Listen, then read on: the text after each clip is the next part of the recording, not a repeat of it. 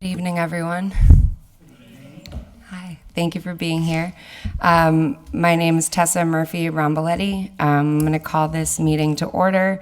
It is Monday, April 24th, 6:30 p.m., 6:32, sorry. And this is the meeting of the Development and Governmental Relations Committee for the Holyoke City Council.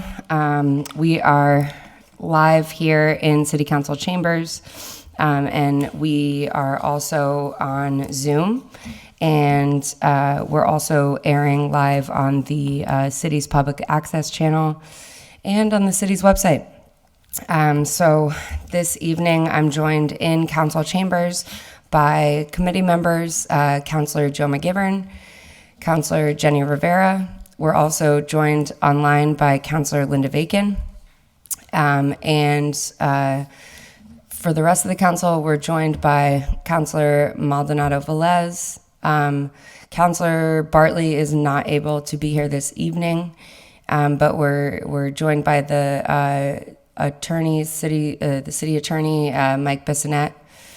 And so we're going to get this meeting started. Can I entertain a motion to take item 1 and open the first public hearing? If I could first. Of course. Could we make a motion that because we're hybrid? Oh, thank you. All incidental, non-essential votes can be taken with an A or a nay, and only the final votes will be taken by roll call. Thank you, Councilor. Do I hear a second? Second. All those in favor, we'll do a roll call vote for this. Councilor McGivern? Yes. Councilor Jenny Rivera? Yes. Councilor Linda Vacan? Yes. Councilor Murphy-ROMBOLETTI? Yes. So with that, we will start the meeting. Make a motion to take item 1 off the table and open the public hearing. Second. All those in favor? Aye. Aye. Aye. Any opposed? So moved. The first item on the agenda this evening is a special permit application of Eloy Arocho for an auto body repair shop at 41 North Summer Street. And who this evening do we have joining us? Awesome, great, come on up. So the way that tonight is going to work, you can actually have a seat in council chamber if you'd like to. Yeah, come on in. Thank you. So the way that things will work tonight for your public hearing, we're going to have you guys present to us and let us know what your application is about. And then it's a public hearing, so we're going to allow the public to comment as well if anyone here is here to speak on that. And then we'll open it up to questions from councilors, and then we'll go from there. Does that sound good? Great. And then if you are speaking tonight, you want to make sure that the green button is lit up. That means that we can hear you on the microphone, which means the people at home can hear you. Great. So with that, I will let you take it from here and just introduce yourselves, information about your application and what you're doing, and we'll go from there. You want me to go first? My name's Eloy Arocho. The application is for a body shop on 41 North Summer Street. Let's see. Pretty much just about myself. As I was raised in Holyoke, always liked to do body work. There was finally an opportunity for us, to take over this existing body shop that used to be called Holyoke Auto Body. They're no longer in business. The owner of the building reached out to us and asked us if we wanted to, apply for the building, and that's exactly what we did.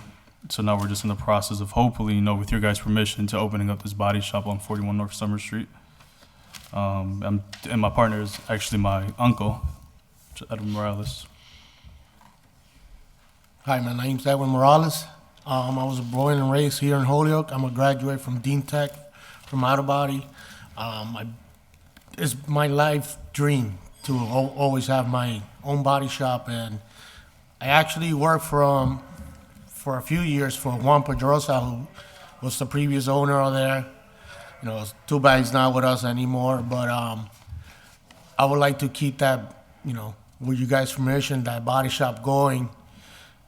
Everyone in Holyoke about that body shop and what he did with that body shop for a long time, over 30 years. And right now, it's like our dream. It's our dream to make it, hopefully with you guys' help, we can make it come true. Great. Thank you. You're welcome. So I'm going to pause there, and I might have a couple questions, but did I just see your hand up? Councilor McGivern? Be a little more assertive with that hand raised, please. Came up. Welcome, gentlemen. And just remind me, is Holyoke Auto Body currently open? No. No. And how long has it been closed? From our knowledge, it's been Or- quite some time now. Yeah. Okay. At And least about 2 years. okay. And I know the property is zoned business highway. Yeah. Okay, so Yes. that's not a question. And that's the two reasons you need a special permit is you have to operate the auto body in business highway, you need a special permit. And because the former operation is closed, it's not starting over, but it is a new permit. Yeah. Did you bring a site plan of, We gave a site plan when we turned in the permit application. okay, And actually, the person who did our site plan should be in via Zoom to ask any questions. His name is Christopher. okay. So when you say you gave it, was it at the city clerk's office? Correct, I did. And don't anybody laugh at me, but to the Wizard of Oz, do we have a site plan? Our administrative assistant is in the back room on all these cameras. Oh, okay. We call them the Wizard Counselor, of Oz. everything I received with the application was attached to the packet. Okay. We'll follow up on that and find out what happened to it. How many parking spaces is there that is dedicated to the business? We have actually the old permit from Holyoke Auto Body. We've seen that there was 15 vehicles allowed on premises. So we're assuming that we could, easily do 5 or 6 inside the building for working on the vehicles, and at least about 9 to 10 parking spaces in the back of the body shop. And the inside, this is where the site plan helps. You have 6 bays? No, we have 3 bays. 3 bays. But room for 6 cars? Yes. Yes. This is Chris. Can you hear me? Yeah. Yes. Hi, Chris. Is there anywhere I can share my screen and put the site plans up on screen right now? Sure. We can ask our administrative assistant, Jeffrey, to allow that. Great. Just 1 second, Chris. It was too big to scan. Oh, okay. And we do have it, but if you could share it, that'd be great for everybody watching from home and everybody here watching from the audience. Yeah, I thought so. He's going to put you on 1 second. Great. Were there any other comments from the planning board that you had any curiosity about? Did you want to go through them item by item? And by the way, my name is Christopher Carney.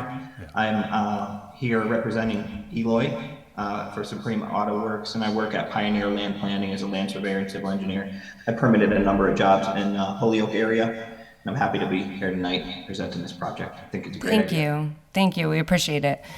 So yes, we would like to go through some the items that planning mentioned in their letter.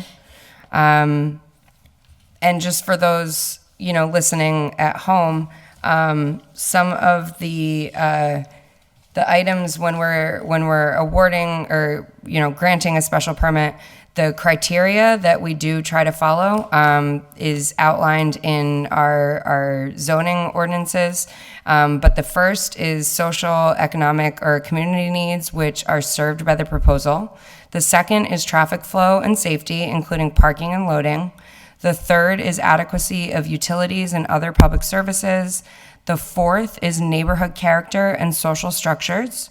The fifth is impacts on the natural environment. And the last and sixth is potential fiscal impact, including impact on city services, tax base, and employment. So that's just for anyone who's listening or watching that isn't quite sure what we're doing tonight, that's the criteria that we use for all special permits. So up here on the screen, we have the site plan, and maybe we could just zoom in just a little, maybe like 75%. I can't tell if that's a request for me or for the technical I don't know side. who's controlling the. Yes, I can zoom in. Okay, cool. Is Great. this working? That's nice. Thank you. It's better. Great. So as Eloy mentioned, the property is 41 North Summer Street. So parking is generally very nicely placed in the rear of the building, so it's not seen from the street. And there's 3 overhead doors that serve the property right here, the building. And then any parking that would need to occur would occur inside this gated parking area, which is pretty important for the business. That way, when a car is finished, it can be securely parked outside and no one will be opening their doors and chipping freshly painted vehicles. This area could be used for employee parking and for customer parking, vehicles that are queuing to wait to go inside or vehicles that have finished service. It's about 55 feet in the back and another 45 feet here, which would easily put 9 spaces along this back row. More spaces could go along here. It's not formally striped right now, but it wouldn't be hard to stripe it if it's required. Chris, how many spaces outside the building? Well, it does front right on the street. There's very little setback to street line. You can see property line here, and then the sidewalk. And so you drive over the sidewalk to get into these doors, or over the sidewalk to get into the back parking area. And the back parking area can accommodate 8, 9, 10 cars? Yeah, I would think 10 cars along this back and a couple more cars along this side. So 12 to 15, I think. And how many employees? It's just 2. Us two. 2 for now. Yeah.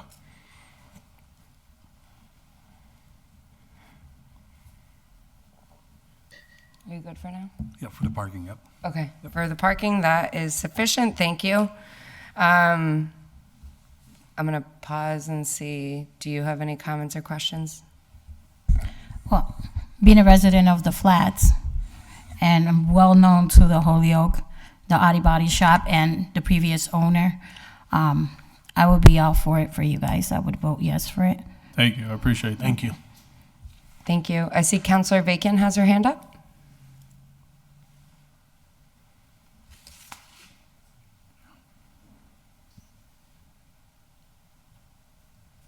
You are on mute if you're talking right now, Councilor Bacon. Now I'm unmuted, thank you. Sorry.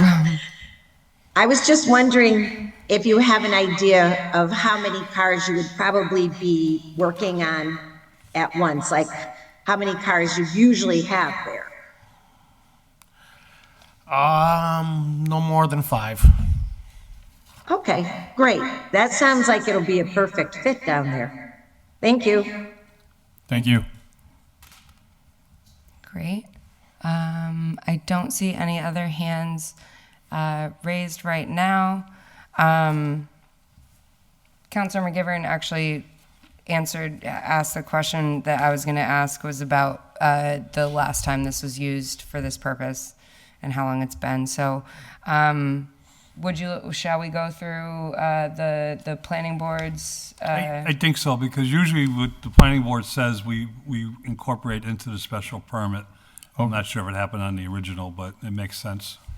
So, Jeffrey, if it's possible, do you think you'd be able to share the letter on the screen that was submitted by Jeff Burkott? Yeah, I can do it. Let me just get it open for you. Thank you.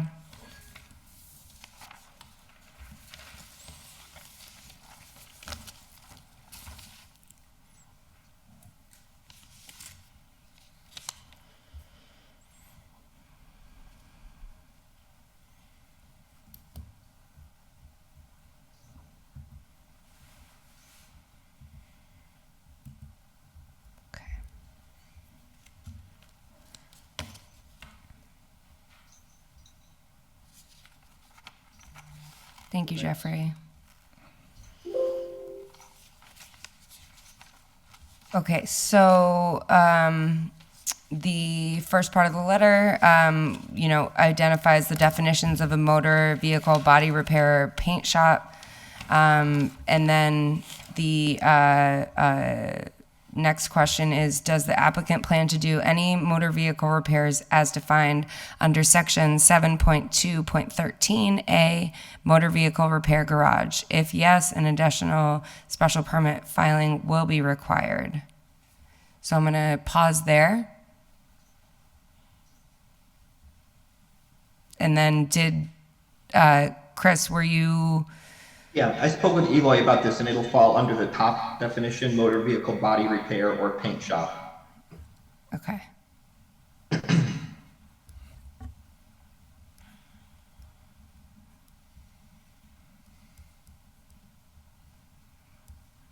you have any questions? Chris, I'm sorry, what, can you say it, can you repeat that definition? It would fall under motor vehicle body repair or paint shop. Which I think if you scroll up, Jeffrey.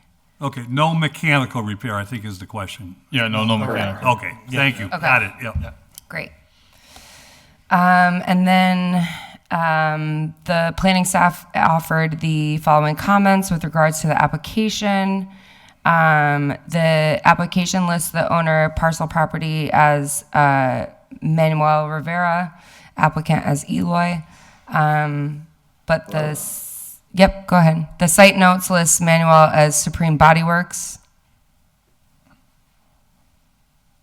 Yeah, he has nothing to do with the business, just he owns the building. Okay. Yeah. Yeah, Supreme Body Works would just be me and my uncle Edwin Morales. Okay. Yeah. Rivera only owns the building. We lease from him. Okay. All right. We can keep going through. So the survey notes, has there been a title search for the parcel? Please clarify. And it states that the plan has not been prepared to any standards of 250 CMR. To clarify that as well. I don't know if Do you want us to speak? Sure. Oh. Yeah, absolutely. Well, so we went over the plans that we're doing are from the existing building. Okay. And then make any other changes to the building whatsoever. Yeah. This is where we called Chris and got him over, and he's the one who did everything for us for the site plans and everything. Okay. And then the second part, the plan has not been prepared to any standards of 250 CMR. Is that, Chris, is that related to the plans that were submitted by you? I'm just confused on that part.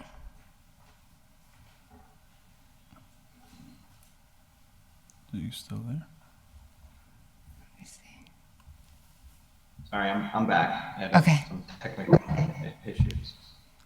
So we're here at the survey notes. The second note states that the plan has not been prepared to any standards of 250 CMR. Is that something you can speak both to? of those survey notes, they're more of a note to indicate that it's not a full and complete boundary survey. Land surveyors, when they stamp a plan, are held to a set of regulations that's pretty extraordinary and not cost effective for this property. This plan was able to be done fairly effectively, pretty quickly, but a full and complete boundary survey that would cover all the requirements of 250 CMR would be thousands of dollars and not really required, since no construction is proposed at the site, no changes are proposed at the site. It felt unnecessary to do that. Okay, thank you. Questions so far? Maybe we could just ask Attorney Bissonette to weigh in on that. Sure. Attorney Bissonette? Certainly. Unless there are some specific additions or further explanation that the committee would need in considering this, as long as the committee determines that it's satisfactory and it explains the premises, and in this case, there's no access or egress questions apparently, I would think that this would be sufficient to comply with the state law. I would also note, as Chris pointed out, this doesn't comply with what planning has indicated because the 250 CMRs are quite extensive, are what's required usually when we're looking at, say, some of the cannabis properties that are taking over old mill sites and want to do some major retrofitting. That's usually more in depth. This doesn't appear to be any changes to the premises at all. And this one appears to be based on a prior mapping that had been submitted to the city and was found to be sufficient. So I would think would be sufficient for this purpose as well. Okay, thank you. Any other questions right now? Okay. So then the next comment, there's a storage container to the rear west of the property. The 2021 Google aerial imagery does not show this feature, while it appears in the March 2022 imagery. Was a permit secured for this installation, and what was its purpose? Does anyone have that information? It was there before when we started leasing the building. It was already there. Yeah, so to my knowledge, from what Manuel told me, that that was already there. So I really have no information on that. Yeah. Okay. Other than that, it was previously there before we moved into the building. Yeah. Okay. And I know he uses it just as a storage container. Okay. When he did have the shop. Okay. And then in compliance with section 7.2.13b, the planning department made the following findings. The property is zoned appropriately for the use, business highway. An existing gated driveway is present to the building south, which is in the left. There is no indication on the plan of driveways width. The pre-existing building fronts along the frontage of the street, to which there appears to be 3 overhead doors, which you mentioned, exiting across the sidewalk to the right of way, but no dimensions overall were provided. Do you have any more insight on the dimensions of these? Sure, Chris? The plan is drawn to 20 scale, so I have a scale listed on the plan. You can pull any dimensions that you'd like. So the driveway is 13 feet in width at the entrance.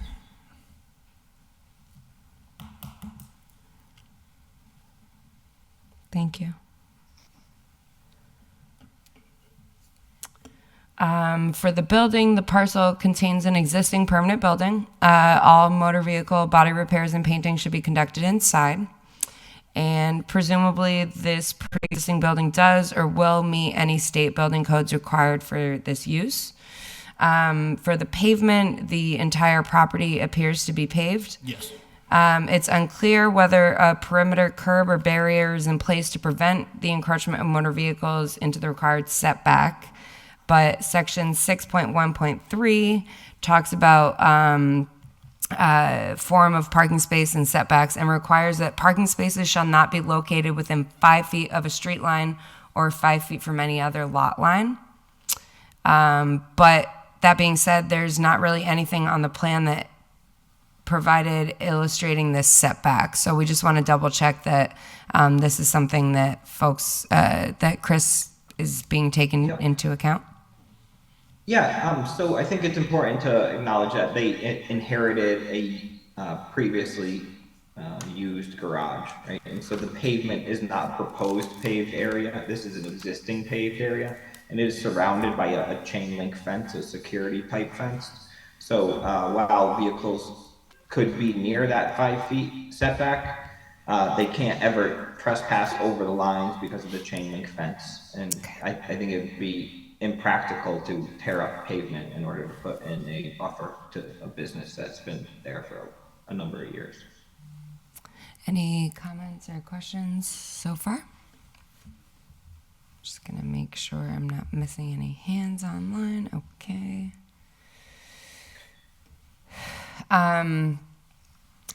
Then the fifth point talks about maximum spaces. Usable square footage for motor vehicle body repair and painting area provided by the applicant is 3,240 square feet. The planning board's review says no indication of the internal number of service area bays was provided in the plan.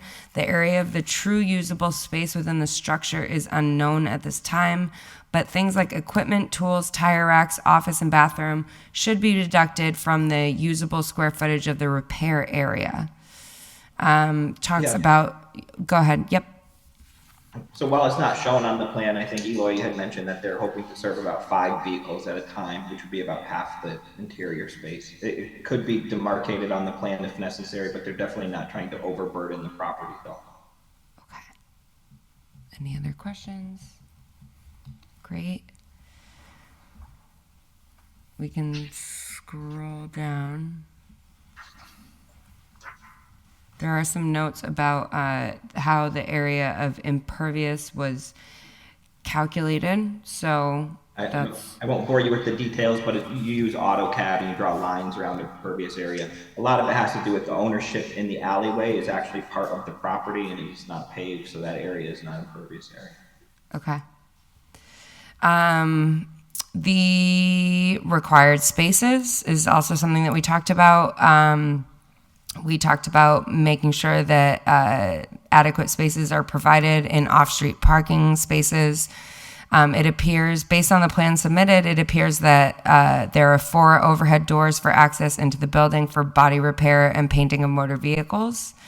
According to the formula in section 7.2.13b, 6, in order to calculate the maximum number of allowed spaces for proposed motor vehicle body repair or paint shop use, the use must have the following. 4 spaces are required for each service bay area, and 2 parking spaces for every 3 employees must be allocated. You mentioned just now that you're going to have 2 employees. Yeah. Yes. And so that would be, okay, so I think you're good on that requirement. Any independent contractors that you're planning to have on the premises? No. Okay. The applicant states that no off-street parking is being provided and that parking can be utilized behind the gate as necessary. If not for parking, what else would that area behind the gate building be used for? Do you envision it being used for anything else? No. Other than just vehicles that are waiting to come in, that would be the only use for parking. So temporarily there? Correct. Yes. Not no permanently. storage parts or none of that. No storage, okay. Yep. Great. Any other questions on that? Councilor McGivern?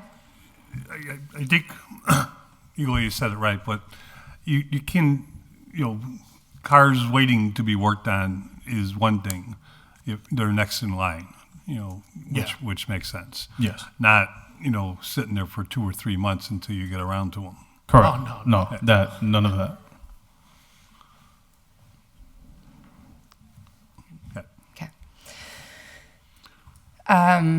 The buffer, the ordinance requires that motor vehicle body repair and paint shop activities be buffered from adjacent properties with landscaping or other materials, preferably decorative fencing or vegetative materials, but this is not proposed in the plan. The proposed use is similar to that of the previous existing use in business. Any plans, or do you want to elaborate on any of that? So it's the same. It's pretty much the same site plan. The buffer would be just the fence all around the building. Other than that, nothing has really changed from the previous plans. Yeah. When parking vehicles, I think I'd encourage them to park along the back property line. That way headlights are shielded from neighboring properties and point toward the alleyway. Okay. It's the way the parking lot is set up naturally anyway. Okay. Councilor McGivern? I understand what you're saying. It was an existing business, but Yeah. Because of the history of the neighborhood, it's an existing business in a residential neighborhood. Correct. So we want to go forward, not backwards. Yeah. And we want to make sure the residents are protected. And we want to welcome your business to, certainly use this, which would never become a residential home as it exists.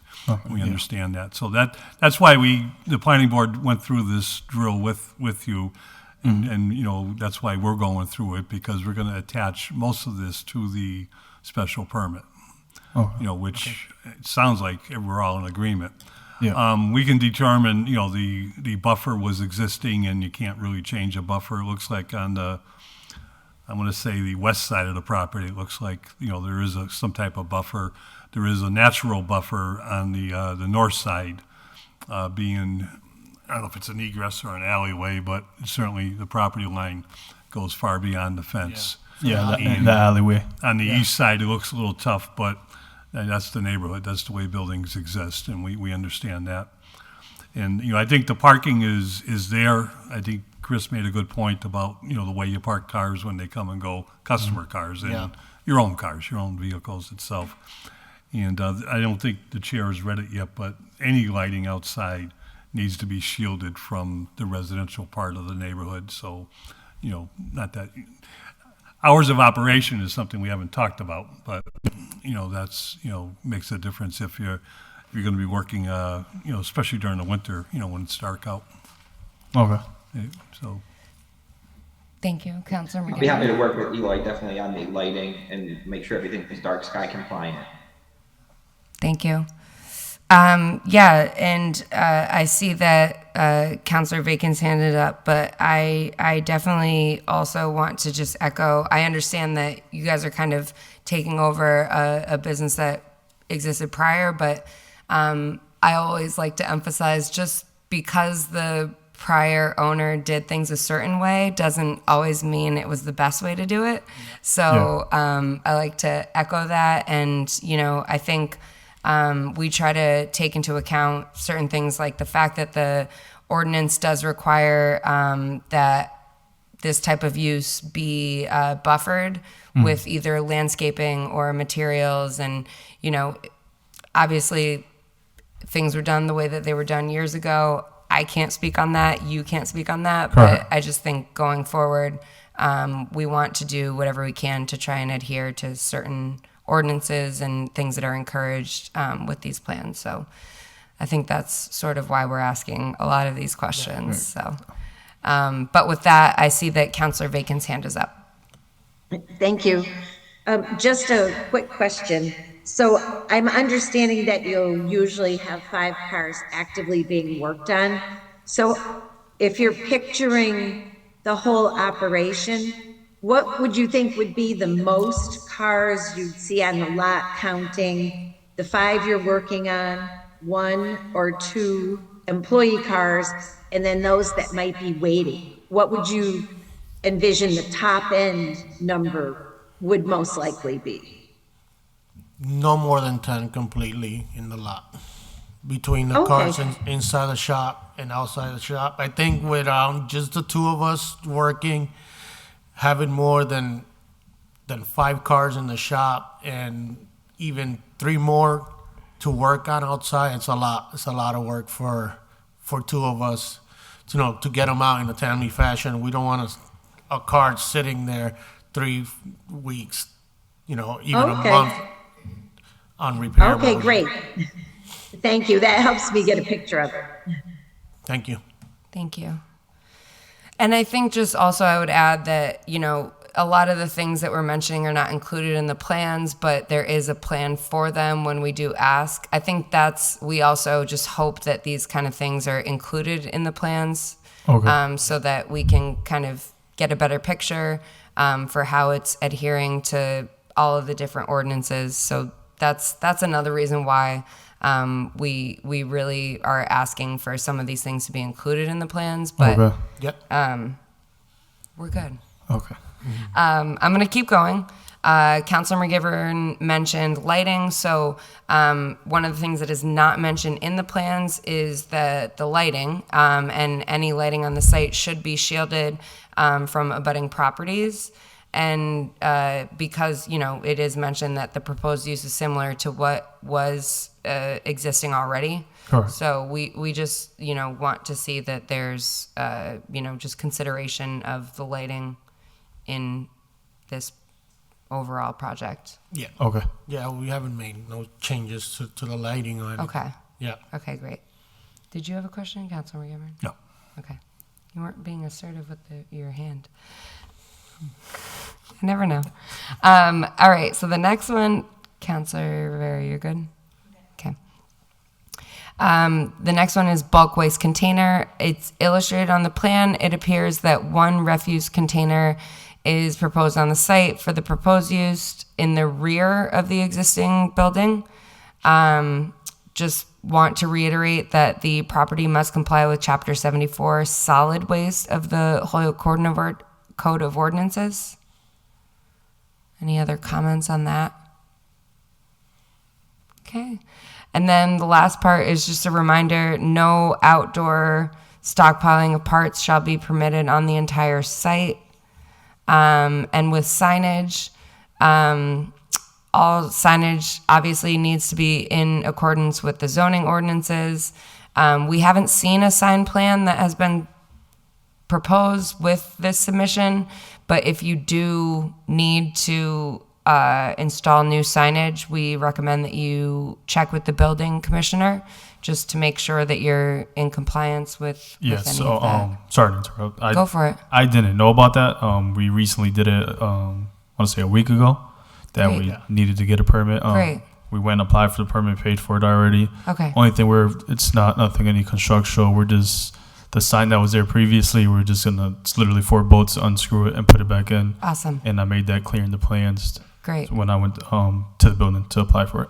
Thank you. You're welcome. There's a lot of things I'm learning as a new city councilor, friends. Sidewalks, all applicants must comply with the Section 22 of the Holyoke Code of Ordinances and the right-of-way that says all other state and local regulations, including but not limited to public sidewalks, right-of-ways, shall not be blocked. So we're just reminding of that. Yep. The architectural appearance, there is the existing structure on the site with the proposed use being very similar to that of the previous, so that's good. There do not appear to be any other uses existing or proposed for the site, so it seems pretty straightforward on what you're proposing to do. The application itself, we do recommend, as I mentioned before, they should be drawn to scale with dimensions, including identified parking spaces, but also the service areas and the bays, just all this information that helps the planning board really understand these aspects. And then the last thing was just the proof of the DEP registration. The planning department had asked if the applicant could provide a copy of the current Mass DEP registration number for the proposed business. The number that was provided is registered to the previous owner and dates back to 1986. So I do have the proof of it, and the Okay. reason why it's the same number is because it's the same site. They won't change the number. Okay. So we figured out that we just had to update our information. Just register your names as, Right. okay. Now they updated, and I actually have Great. a copy here for you guys if you guys would like it. Awesome. That's great. Thank you. No problem. I can I'll give it probably, to you. yeah, thank you. That covers you too in the end, Thank you. So the last part, is there can the applicant provide documentation for this fire suppression system within the painting booth, assuming that there will be painting taking place on site? Yeah, so there will be painting on the site. As of right now, there's just fire Extinguishers? all around the body shop. Okay. It's an older body shop, so it doesn't have like one of these modern, updated paint booths. So from our understanding, that only thing that we were required to have was fire extinguishers at the moment, unless we upgrade to our knowledge from what we was told. Okay. All right. Is there, and then let's see. First, I'm going to pause. Are there questions? Okay. I'm going to keep going. We're almost done with the planning board's letter, and then I'm going to just wait and see if there's other departments here. The last part, site plan drawn to scale. These plans shall include the following, which I mentioned before: the parking layout plan, the total lot area in square feet and proposed coverage area, lighting, drainage, bulk waste container. A lot of this we discussed, landscaping or buffer plans, location of landscaping and buffering. So the final note is that any violation of any provision of this ordinance shall result in penalties as prescribed by the city of Holyoke. And that's from the city planner. I don't know if there's any further comments right now related to this letter. Double checking. Okay. You good? Okay. And then, is there anyone from any other departments that would like to weigh in at this time? I see we have our friends from the fire department. Absolutely. Just make sure that the microphone's actually turned on. Hello, I'm Captain Louis Izquierdo from Holyoke Fire Prevention Office. Nice to meet you, gentlemen. I will caution you on the actual paint booth. Okay. If anything, I just invite us over. We'll take a look at what's there.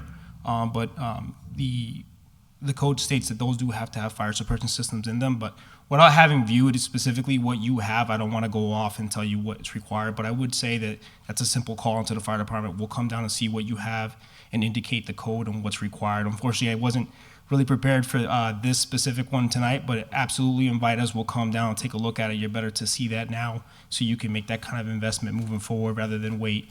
Because at some point you will have to have an inspection from us, being that even though you haven't changed the use, you're new owners. And so we don't assume that nothing's changed in the time being since it's been unoccupied as that business. So we have to kind of come in and make sure that you still have extinguishers that are up to date, et cetera. So in any event, we're going to be doing an inspection. And I would also mention that given that you'll probably be using some sort of solvent when you're doing painting, you're going to have to consider disposal of that solvent, and so you'll have to meet certain code requirements for bulk storage of combustible waste as well. Yeah. So we can touch that with you. We can talk about what kind of permits you're going to require, or depending on the amount, if there's a license required for the property as well. So I would give you my card before you guys leave, so you can just go ahead and call us, and then we'll schedule an inspection and just make sure you meet. Given that it already was a auto body, I assume that the thing should be kind of minor, but just given the age of it,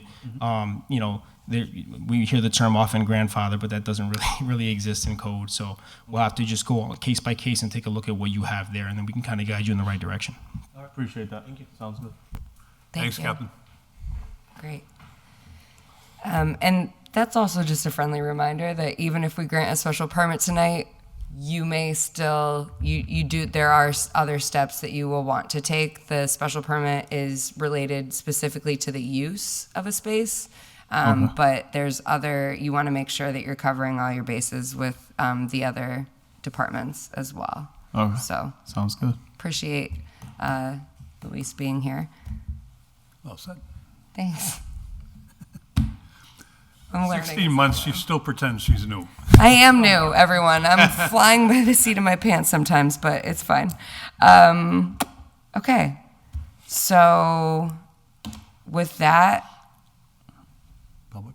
I would love to hear is there anyone here tonight from the public related to item number 1 on our agenda for 41 North Summer Street or on Zoom? I see a hand on Zoom.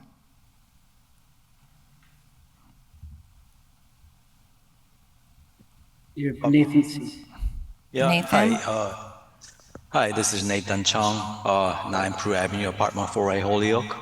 I am a member of the planning board, but right now speaking as a general member of the public, since this is not our purview. I just heard during the discussion people using the term planning board. Technically, because this is not this special permit, so automobile repair and automobile body repair type of special permits are not the planning board purview. So I wasn't even aware of this process. So just want to clarify. I think maybe you want to use like Office of Planning or OPED to Yeah. clarify. Yeah. It's the staff, same staff that provides support to all the councils and boards, but it was, technically the planning board has nothing to do with this special permit.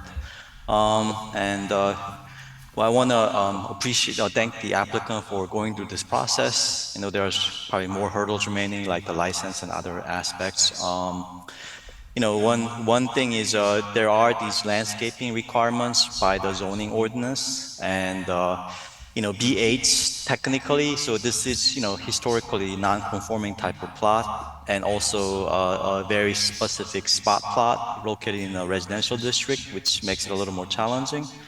So the surrounding neighbors are all residential neighborhoods. This only single parcel is zoned as B8 or business highway. In the most strictest interpretation of the requirements, like dimension requirements and other aspects of the zoning ordinance, there are buffer requirements, like front setback requirements, side setback requirements, and so on. I know the pre-existing building doesn't have that, but I hope you'll figure out the best solution for that.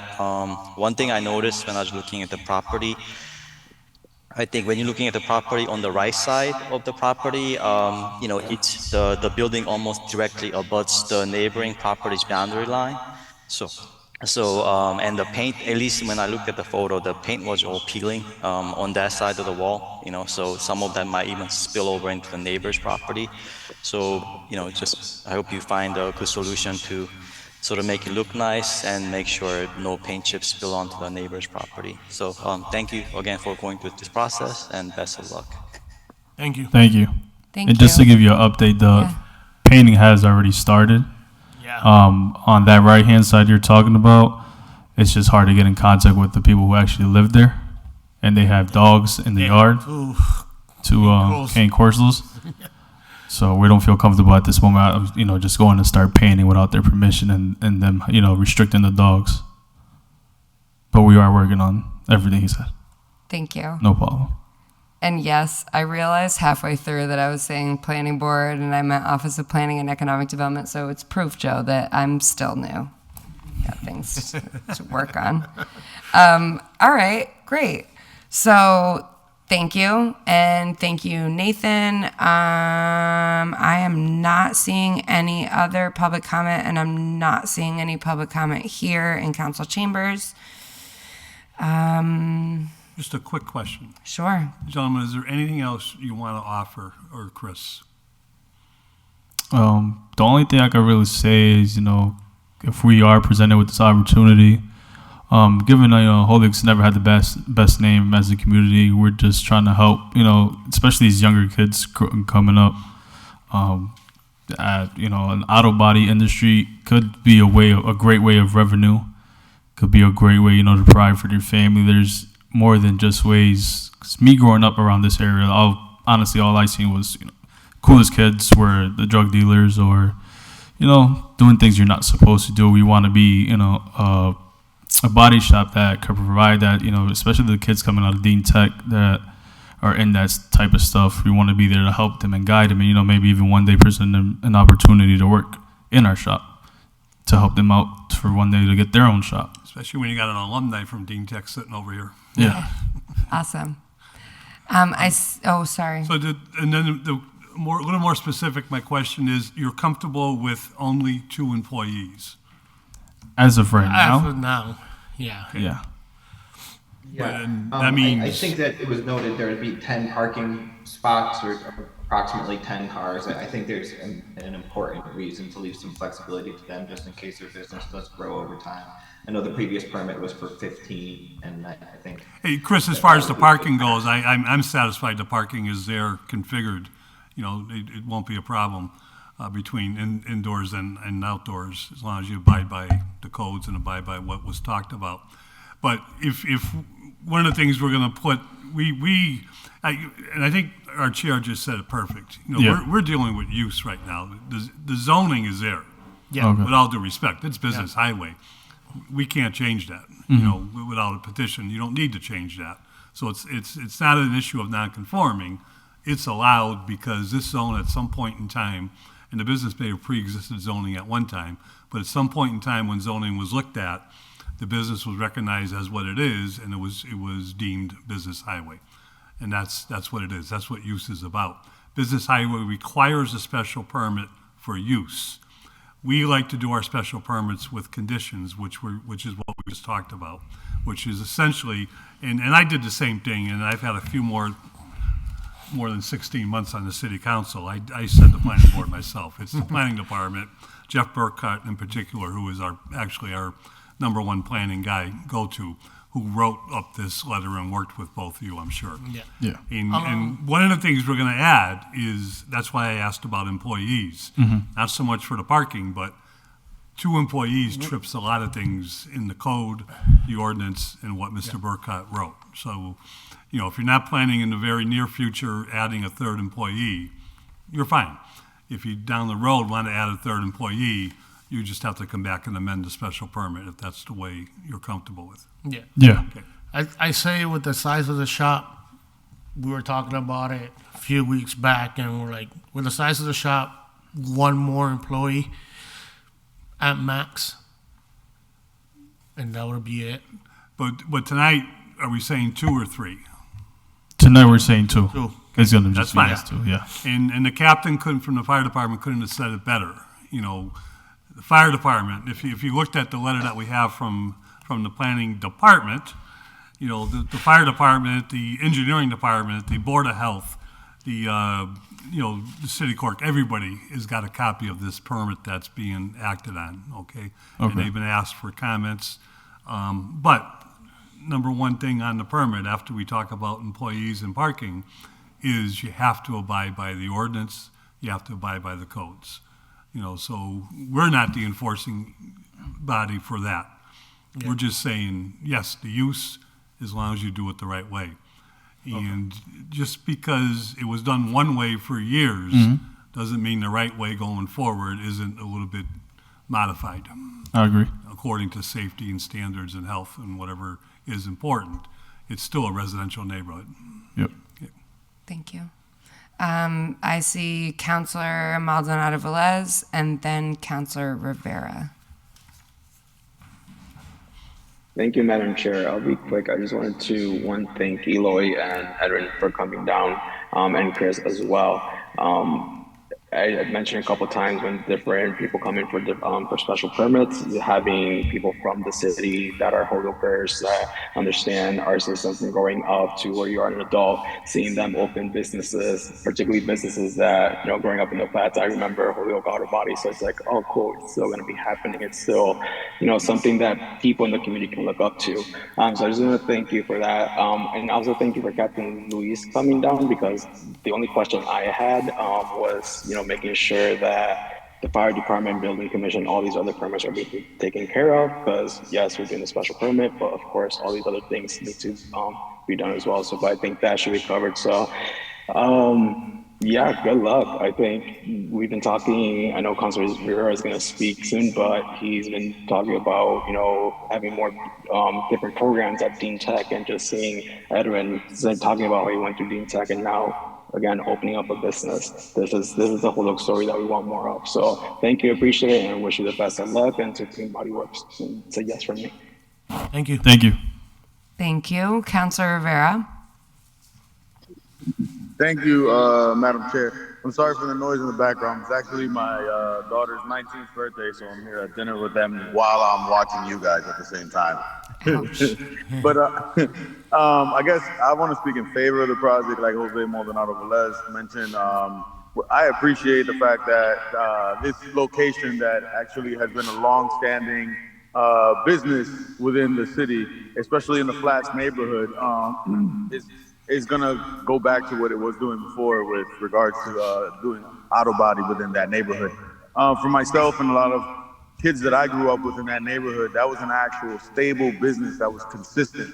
And hopefully these new business owners are able to continue that tradition, and as well as inspire the new generation that live in that community.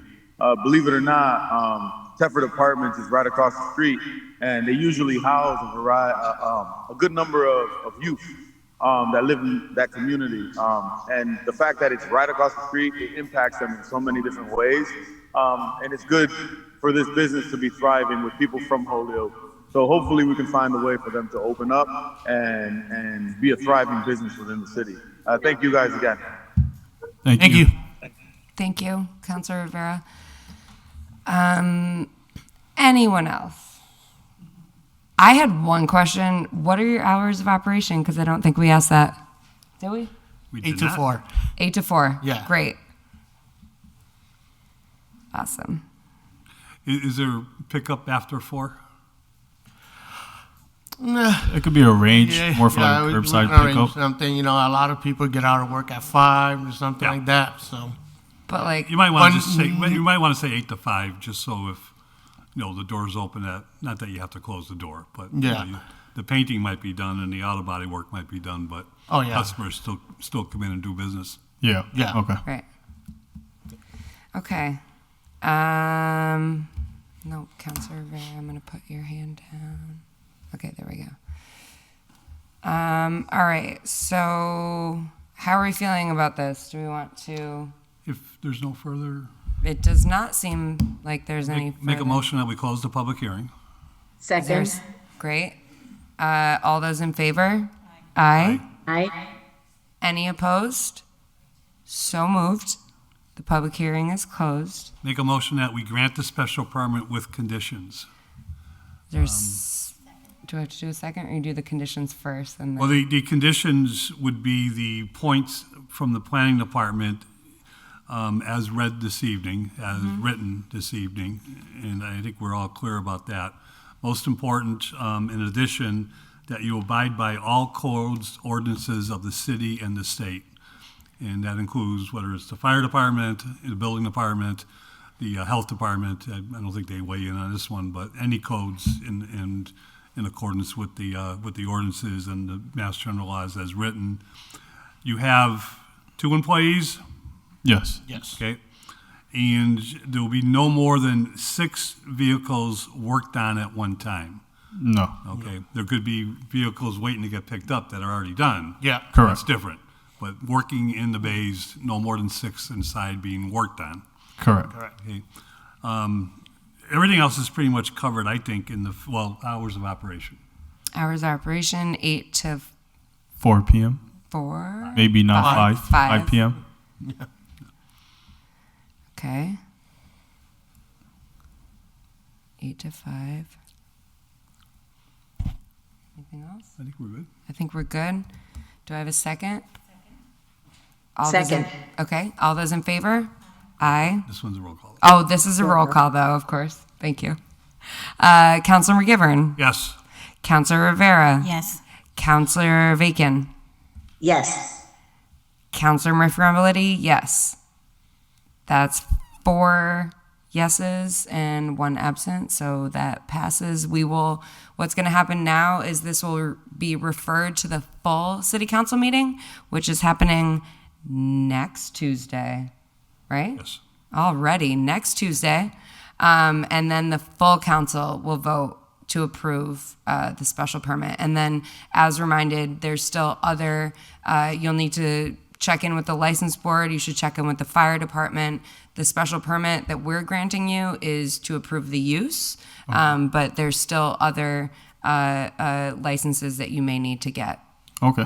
Okay? Sounds good. Thank you for a great presentation. Thank you. Thank you and Chris for bringing all the details to us in timely fashion so we could understand it. And most important, thank you for resurrecting a longtime city and business that is very much needed in the city, not just for jobs, but that's what we are. We are a city of industry, and thank you. Thank you guys. Thank you very Appreciate you much. guys' Good time. luck. Thank you guys. Thank you very much for your work in the city. Really appreciate it. Thanks. Thank you. Have a good night.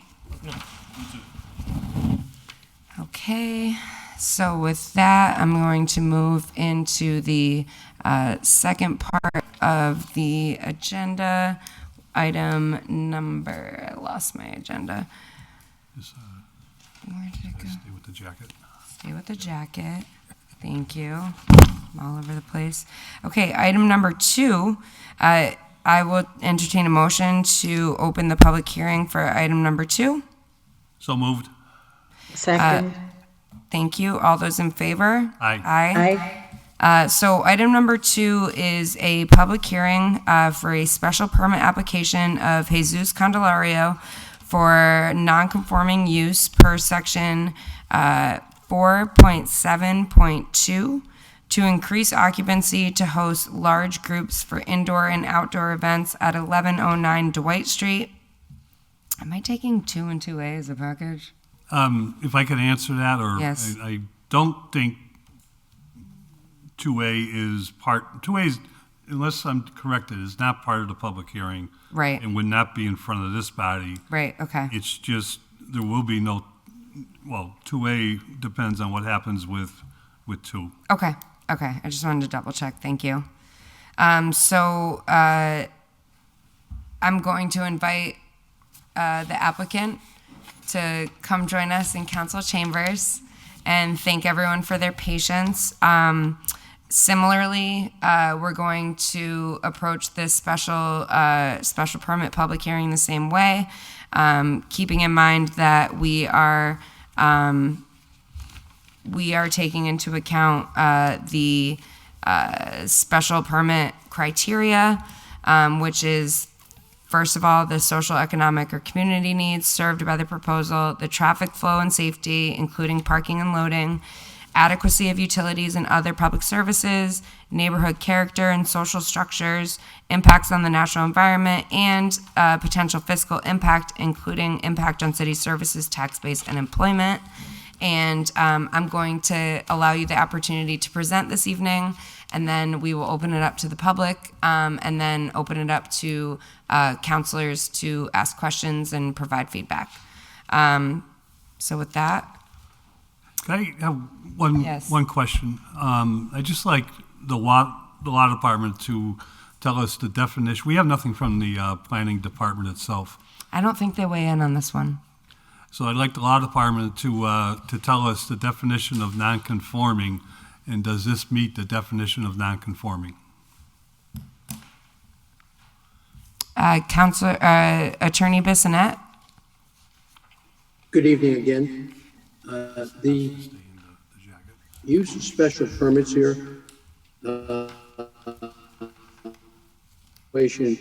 for non-conforming use would only be correct if there was a use that existed prior to the adoption of certain zoning codes. In this instance, my understanding from city records, the property at 1109 Dwight Street has always been used as some sort of residence or boarding house. The original special permit issue allowed the property to be used as a bed and breakfast, and so that is the status now. The question is whether or not the special permit could be expanded for a use that is sought but not currently allowed.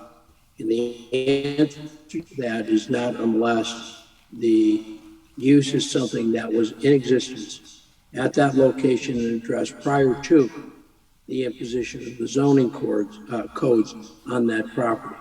So in this case, the answer would be no. Because of lack of a grandfather use for such events as requested, that wouldn't be the appropriate way to proceed on this. And I would suggest to the chair that the applicant be given leave to withdraw or the matter be tabled for further consideration. Hope that answers the question Mr. McGivern raised. Thank you. Okay, so thank you, Attorney Bissonnette. This whole process has been super confusing for me, personally. There's been a lot of research into what route to take, so I am recognizing what Attorney Bissonnette has suggested, that we give leave to withdraw for the special permit. That being said, we do have a public hearing, and there's a lot of folks from the public, and so, yes, Councilor McGivern? No, when you're done. Oh, sorry. Ahead of myself. So I do want to allow everyone an opportunity to speak tonight that has shown up this evening, including the applicant. And, I want to make sure that everyone's heard and that we can all come to a solution this evening, the solution's not going to be this evening. But I believe that, I think everyone here is trying to support small businesses, but also trying to support their own neighborhoods. And, I've been contacted by a lot of folks on both, on either side of the situation. So, I do want to have that conversation going forward, but I'm also recognizing what Councilor Bissonnette has just informed us, that we may need to give leave to withdraw. So I'm going to pause, and Councilor McGivern. Thank you, and I thank the chair. I think she said it appropriately and correctly. I want to start with something on a personal note and to say thank you to Jay for being here and for bringing the first bed and breakfast into the city of Holyoke. Something that I was on the board, on the city council when you first applied, and the bed and breakfast is a wonderful thing. The definition of bed and breakfast is very limited to your clientele of being part of sleeping, in your establishment and providing them with breakfast is, what bed and breakfasts are. So when the food part is understandable. I don't know, and I agree with the chair that we need to continue this public hearing unless, at some point you decide it makes no sense to go forward. I'm not too sure who pointed you in this direction of a non-conforming use, because the definition of non-conforming is one of the most confusing things that we do. And usually, unlike, not that it has anything to do with auto body, auto body that shop is in a zone that exists for the purpose of auto bodies. You are in a residential zone with a special permit that exists for bed and breakfast, which, Jay, I mean it from the bottom of my heart. What you've done is tremendous. But what you're asking here may not fit bed and breakfast, and we need to understand if it's something that fits not so much your business, but also the neighborhood, what exactly that is and how do we do it. Because non-conforming doesn't seem to be the option. And the second part, as the chair asked about the zoning, would not be before this particular committee. That would be another step that goes before the zoning, the ordinance committee, the planning board, and so forth. Okay, and I just wanted to clear it up before we get into this. Yeah, no, I appreciate it. That's some of the things that I've definitely been. I think we can all agree that the bed and breakfast part, that's something that we can sort of discuss. But I think it's the event space, that use, that we need to figure out. I think, the definition of how does bed and breakfast works. I know it was Judge Maiardi's house. I know a lot of the Maiardi children that grew up in that house. I grew up not too far in the same neighborhood, but we didn't get to see Judge Maiardi's house that often. I got to see it after you opened it. It's beautiful, and you've kept it beautiful, and I appreciate that. I also appreciate the fact that what bed and breakfast is, when one of the Maiardi children got married over at Holy Cross, bed and breakfast was used for some of your bed and breakfast was used for some of the out-of-town guests, and certainly entertaining the family made sense. And to me, that's what bed and breakfast is. The question here is, are we going too far for that definition, or how do we do it where it makes sense for everybody, not just you, but the neighborhood and the city itself? So with that, I want to give you the opportunity to present on your application for your special permit, and then we'll go from there. No, my name is Jesus Candelario, and I own Jay's Bed and Breakfast on Dwight Street, which is the only bed and breakfast in the city. And I know that is a tough battle regarding trying to do events and things like that and all that. One of the things that, because I was granted a bed and breakfast, and so on and so forth for breakfast or not, but I caution anybody if you ever traveled outside of the city of Holyoke or ever stayed at a hotel or a bed and breakfast or an inn, that 99.9 indefinite inns and bed and breakfast that I've traveled throughout the world, and probably a lot of people here in this meeting now have seen or have had family gatherings or whether it be a baby shower, bridal shower, so on and so forth. On that note, but if it needs to, that apparently because I'm supposed to be only a bed and breakfast and only serve breakfast to guests, I don't want to cause any headaches for anybody or anything like that, or any of my neighbors or what have you and all that. It'll be a big loss for the city in that aspects. That one that takes own personal money, invests into a city which I grew up in and love. At the same time, as you've been mentioned to the previous individuals that are trying to do business within the city of Holyoke, is very difficult, very, very difficult, because now you have to, there's a lot of restrictions, a lot of different things that people may have previously done, like myself and all that, that we're not aware of. You know what I mean? And stuff like that.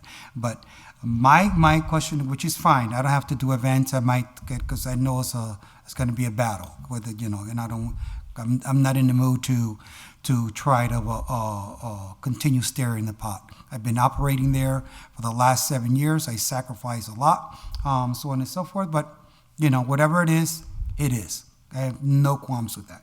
My question is that if anybody in this room has ever traveled around outside of that, the special permit needs to be changed in the sense of the occupancy rate. So according to when I met with the fire department, they're adamant about your special permit is you're only supposed to serve breakfast and only supposed to be to 5 people, because I have 5 rooms, yada, yada, yada. I said, okay, so what do I do if I have you as a couple, you as a couple, you as a couple, you as a couple, and someone else as a couple? I tell them, I'm sorry, but you, and another person can stay here, but your significant others cannot stay here because you're not related to each other. That doesn't make sense. That does not make sense. It's not a business sense. I would have never signed up for that. So I think that the wording within this special permit itself to allow the people to stay at the B&B needs to be changed immediately, because it's a hindrance to myself. That means I will have to shut down, period. Again, period, because it doesn't allow me to have different couples because they're not part of the same family. It doesn't make sense. I don't know who wrote it. But that needs to be addressed immediately. Not only for myself, or let's say someone else wants to open up a bed and breakfast or some type of small inn within the city itself, that gets corrected. That immediately gets corrected, because it doesn't make sense. Again, if you and your significant other, you and your significant other, you and your significant other, et cetera, there's 5 couples, but if you're not related, you cannot stay at the bed and breakfast. It doesn't make sense. Okay? How is a small business, supposed to survive if you can't travel within the parameters of individuals or only could, it doesn't make sense. Because it says I'm allowed 15 people to stay at my house. So according to the fire department, well, including your staff and whoever is only 15, but because of your special permit only allows you to have, it can't be separate couples or separate individuals that can stay at the bed and breakfast. So I think that needs to be addressed, that needs to be changed immediately, so that way it allows, how would I say, on that. And then the other instance, let's say you have, there's, your family comes, hey, we're gonna have a family gathering, but we're gonna have a couple other people stay, just gonna all crash here. I think that needs to be extended as far as the amount of people. Because if I have 3 staff, I could only have 3 staff, and everybody has to be from the same family in order for everybody else to stay. It doesn't make sense. It doesn't make sense. So if I can't be individual couples that are traveling from here, there, or everywhere, what part of the country, it doesn't work. So I think when it first came out, I knew I'm the first bed and breakfast in the city of Holyoke, and I know I'm a guinea pig for that thing, but that needs to be addressed immediately. For council or counselors, whoever it is, and all that, because everybody that's been in this room has participated or partaken in events at my house. There was no complaints, no anything, yada, yada, yada. The fire department is adamant about that I can only do what my special permit. That's fine. You know, fire department rules the city of Holyoke, not anybody else. So I see that, and they could care less. They try to put me as when I went for my inspection, as a nightclub bar. I'm not a nightclub bar. I'm a bed and breakfast in the city of Holyoke. Wisteriahurst, a nightclub bar. That's a city museum, is not a nightclub bar, et cetera, et cetera, et cetera. So I think that not only my situation, but every situation that has been happening within the city of Holyoke, and how the mayor threw all these businesses under the bus by sending something to the media, and then the media contacting us directly and say, hey, what's going on with your bed and breakfast? The mayor sent this press release. That's unacceptable. You have a business that is in the city of Holyoke, Log Cabin, Delaney House, Hamels, et cetera, et cetera, et cetera, have to be reached by the media to ask questions, blindsided. I don't know what you're talking about. Well, this is a press release. I have the press release. I said, can you send me that? I stopped by the mayor's office. Okay. Nothing to say on that. But in all fairness, that needs to be addressed. Look at the numbers of people that can stay at my place, because my place is big enough to at least have more than 15 people as friends, whether it be a family that, hey, can we occupy your bed and breakfast to stay over? Or a group of friends, or a company that wants to do something at the bed and breakfast. Okay? I have the space, the capability. Whether it just be breakfast only, that's fine. If somebody wants to order food from someone else or bring it in, or if I use the kitchens around the area and say, hey, can you make lunch for us? It should not be limited only to breakfast. If I can go out and make breakfast at some other places or so on and so forth, or make the food somewhere else, that should be allowed. Whether it be a dinner. Hey, we're having a group of friends that we want to have dinner at your place. No music, no partying, just a nice quiet dinner at your facility because it's a beautiful facility. That's one of the things that I say. Okay, thank you. Before I go into other comments or others, Jeffrey, are you able to pull up the ordinance for the bed and breakfast? Not the ordinance, the definitions there. Because, you know, you mentioned the first of all, I do believe that we should all be taking a look at our zoning definitions in general, wholly. Like, I believe that that's part of the reason why I ran for council. But I do want to, I'm not sure where in the ordinance here that it mentions anything about being related to kin or, as was mentioned, you know, related. I'm just gonna look. That's why I wanted to pull up the definition. It does say that it talks about The fee for this special permit, let's see, such special permit may be renewed, provided, however, the premises are first inspected by an inspector from the City of Holyoke of Codes and Inspections and found to be in compliance with the above stated requirements and any other applicable ordinances, rules, regulations, laws, or restrictions.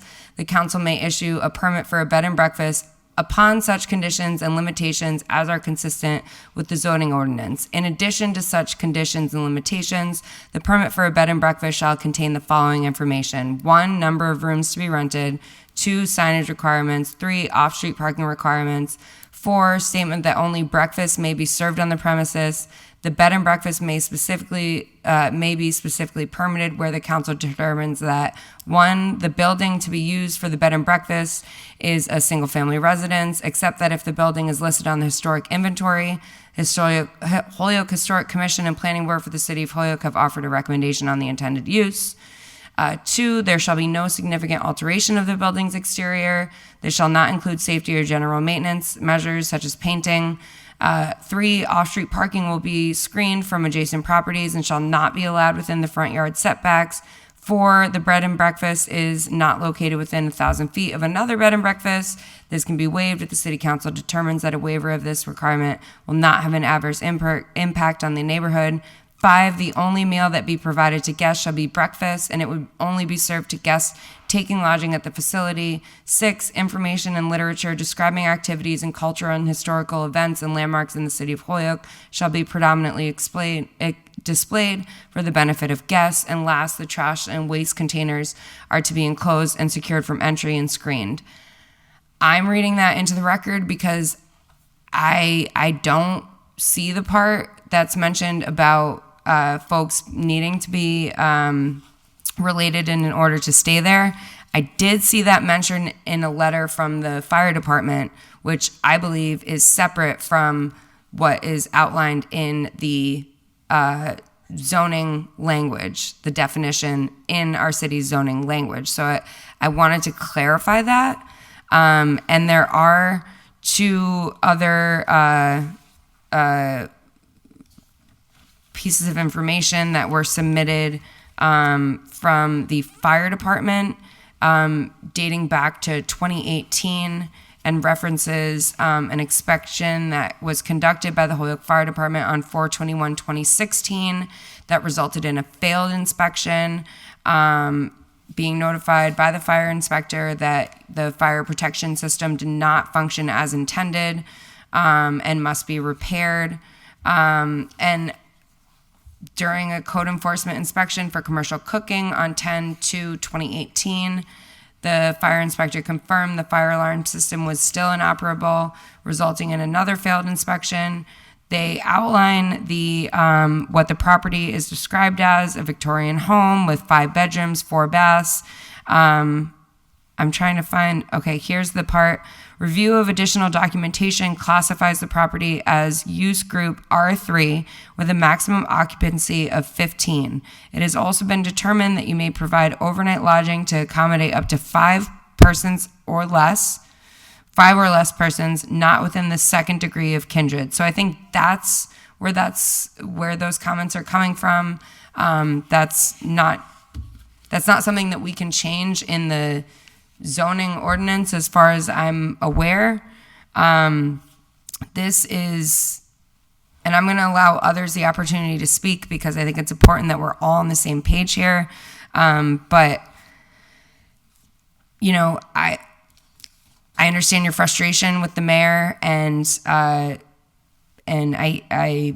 can hear what you're saying, but I don't think that I want to keep this hearing to the use of the special permit and not necessarily beyond what we are granting here this evening. But all of this has to do with the special permit. That's why I'm here. I understand that, and I think we are trying to figure out the best approach to take, whether it's a special permit. I know that there's also the application for a zone change. But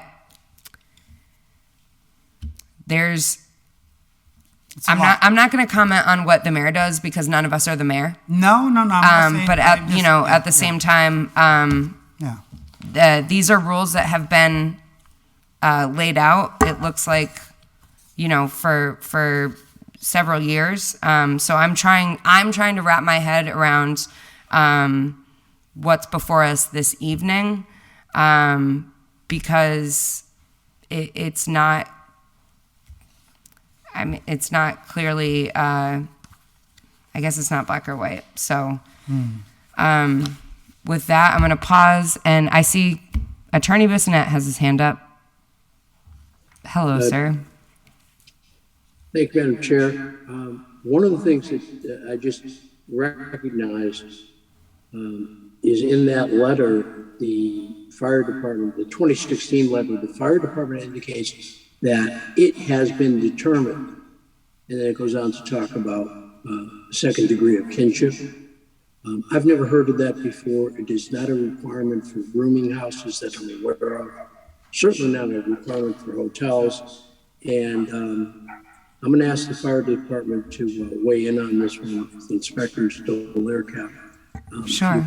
You could give us some insight on that, because I think there's a very good chance that would not survive a discrimination claim, frankly. But okay. Let's see if fire can illuminate for us more on that particular topic. Good evening once again, Captain Lucy, Chair of Holyoke Fire Prevention. I do have that letter with me, and what that letter is referencing is actually Mass General Law 26H, which identifies lodging and boarding. So if you would reference that law, I do have a copy of that law. So what we're doing here and what we're talking about are actually kind of a culmination of two different things. So there's the special permit granted, which was done in essence to grant Jay's Bed and Breakfast the ability to run a business in an area that is his own residential, and then kind of outlines those parameters, but in doing so crosses over into 26H, the law for lodging, boarding houses, and automatic sprinkler systems. So when we're talking about Jay's Bed and Breakfast, the requirement there under 26H would indicate that lodgings are let to 6 or more persons not within the second degree of kindred to the persons conducting it, but shall not include fraternity houses, etc., group residence licenses, and agencies of the Commonwealth. So the concession, the best that I can gather, because this happened quite some time before I got into the office here, and we have been able to reach back and talk to the former chief at the time that Jay would have been applying for this special permit. A concession essentially was given to Jay at the time to allow him to not be in violation of 26H by allowing him to have 5 as opposed to 6, because that requirement would have required the installation of a sprinkler system for which he does not currently have. This is a concession given by my predecessor, was not given by myself. And in my opinion, at the time, they could have fully enforced 26H and gone to sprinkler appeals. They did not. That concession was given to Jay so that he could operate his business, not let to more than 5 of second degree of kindred. So it actually comes straight from Mass General Law 26H. And so I guess my point in all this is to say that we're talking about two different things. We're talking about the special permit here granted for the business of a bed and breakfast, which is how we conduct our inspections. I've often said that our inspections start with use. And in this case, this is a bed and breakfast, not very well defined within code and law, but what we do have is lodging, which is the closest thing. And so at the time, as I said, what was granted was sort of this variance on 26H that would allow for him to put in a fire alarm system as so required at the time that did not include a sprinkler system. And so with the occupancy of 15, which was granted, that was granted for the entire building, but to be in line with 26H and not require that sprinkler system, he was not let to more than 5. Hopefully that answers some of that. Attorney Bissonette. Well, I disagree with the reading of the statute, first of all, because it references degree of kinship to the owner, not to each other. So I think that's a misreading of statute. Jay you can rent to whoever you want. That's for starters. Second of all, I'm not clear, I don't think anybody else is now. Are we talking about rooms? Are we talking about people, Captain? If you want to just lay it out as clearly as possible, you said 5. 5 what? He's allowed to rent 5 rooms to as many people as are allowed in each room, or he's only allowed to rent to 5 people in 5 separate rooms. So it's 1 room occupancy each. I think that's where some of this confusion comes in, and I think I can read it. There's a reason why a lot of these individual businesses are upset. And you can probably tell that this hasn't come up since 2016. No blame on anybody in the department or predecessors or anything. But I think everybody's understanding now there's a new sheriff in town. What they're asking is, Sheriff, if you'd work with these folks, I think we'd be able to straighten a lot of these things out quicker.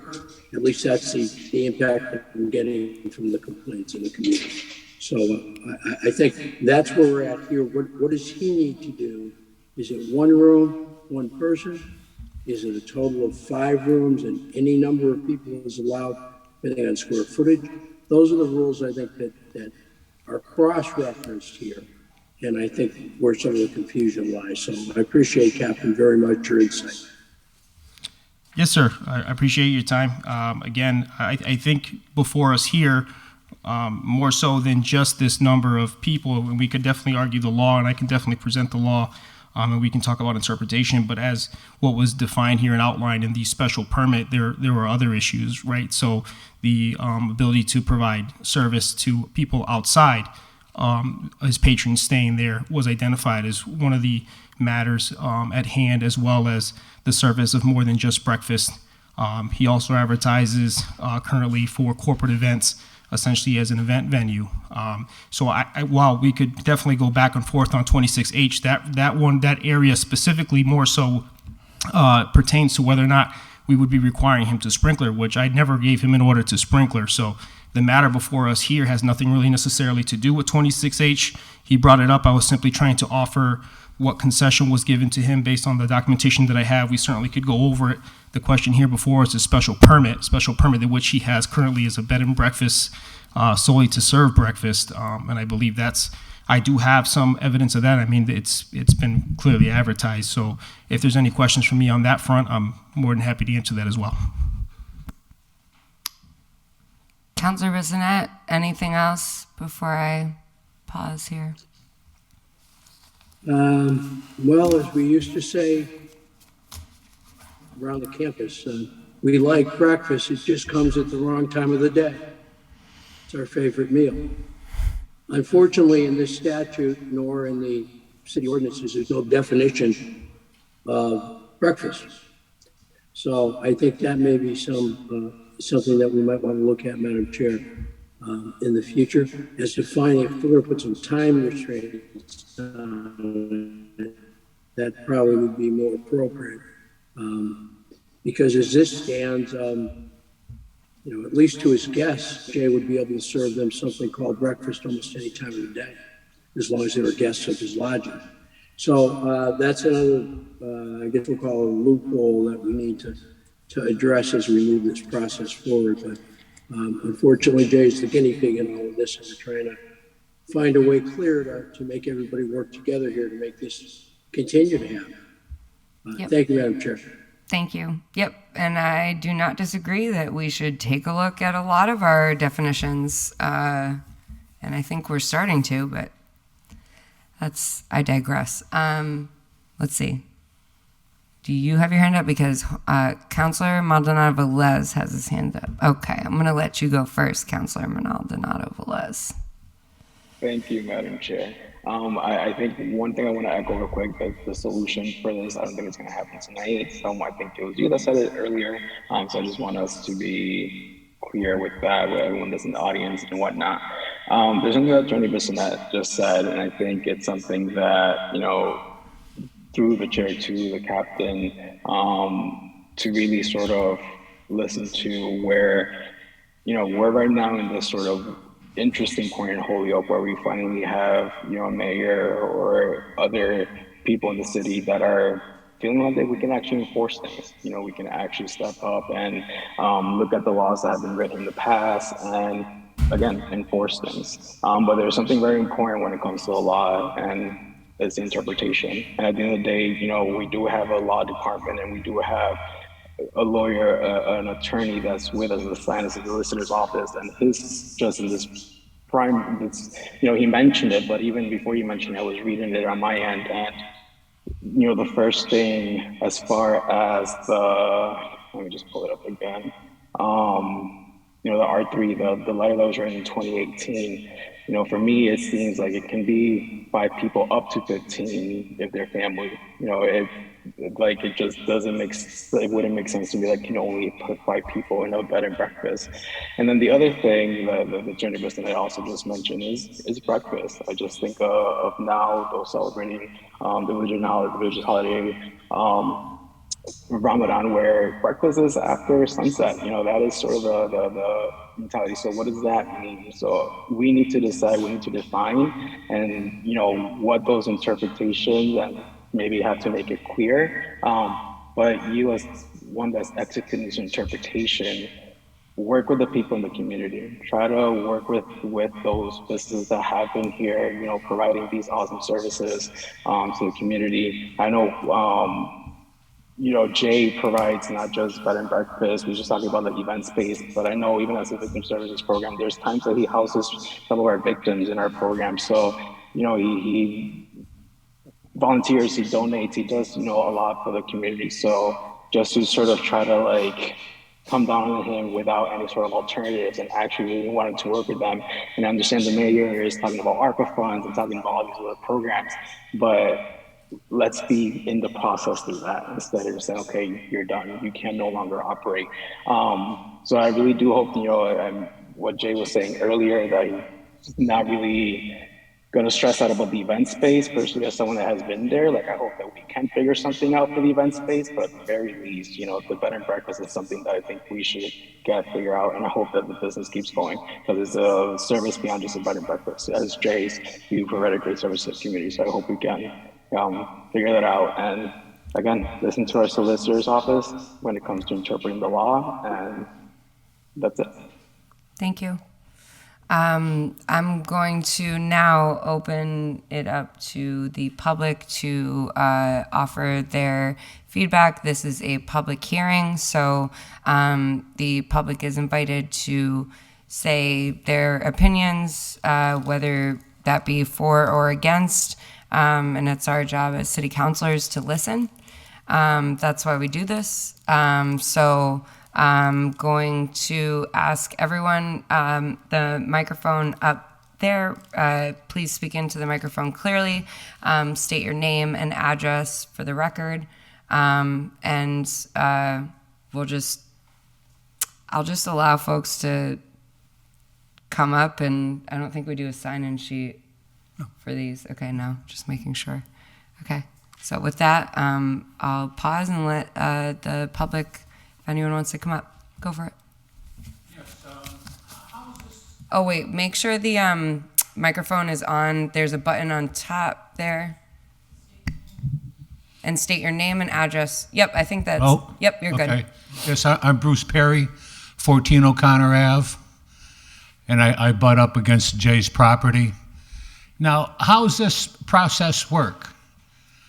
Are we going to solve anything tonight, or? Every special permit is different. If you're asking, every special permit is different. As you saw in the applicant beforehand, we were able to address all questions this evening, and we make a recommendation to the full council as a subcommittee of the city council. So nothing gets passed this evening either way. Yeah. These recommendations are brought to the full council at our next full council meeting, which is next Tuesday. Now, if we decide to not make any decisions tonight, it sounds like there's a lot of things we need to figure out, so I don't think we're gonna be voting on anything this evening. But if we were, it would be referred to the full council. If not, we continue the public hearing. and we'll continue the conversation so that folks can have time to do their research internally on the city side. Okay.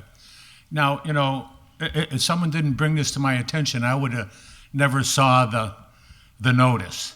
Okay. I do my mail once every 3 months or something like Okay. that. You know, so I was just fortunate to find that. Now, it's what kills me is this. It's so vague. This letter you sent. He wants to increase the larger parties, and I assume with the larger parties there would probably be more of them. You know, so I mean, what are we talking for people? The frequency of them, the hours. You know, there's no information on this at all. I mean, when it says he's going to have larger parties, I mean, in the back, you know, can I show you something? I got an aerial.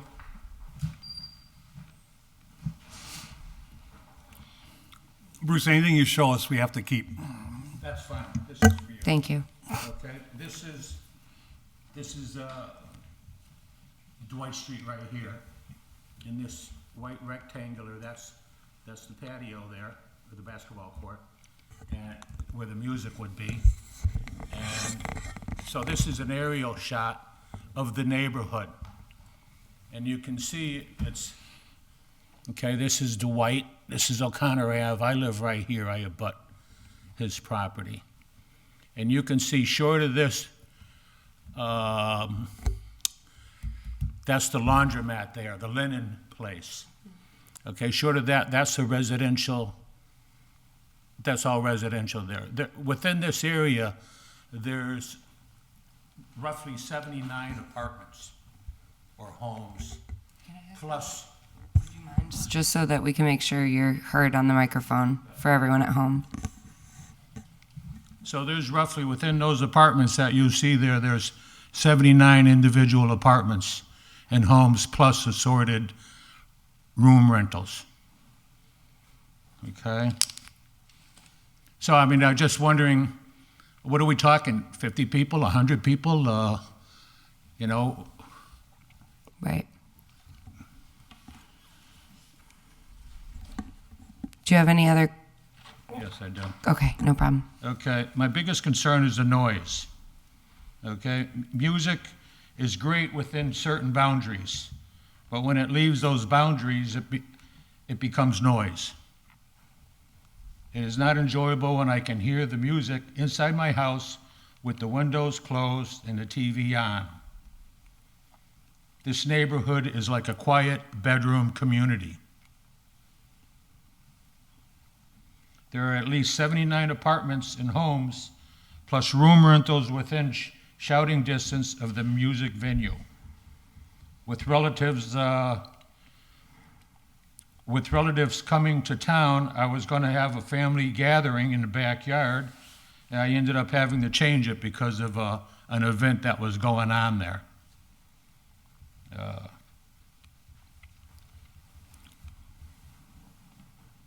Increasing the size and frequency of events at the bed and breakfast is a bad fit for this community. Thank you. Appreciate it.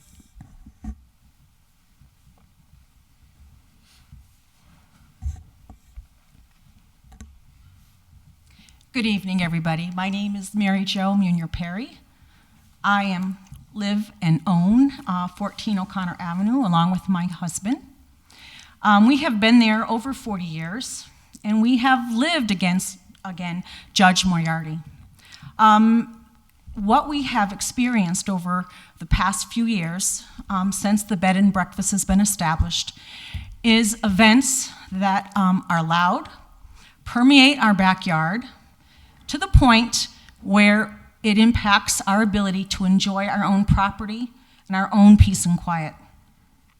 There have been live bands for his Sunday brunches, and there has been microphones and, again, outdoor speakers, which I understand that there's supposed to be permits for. Sometimes some of these events do go into later times of the day and into the evening.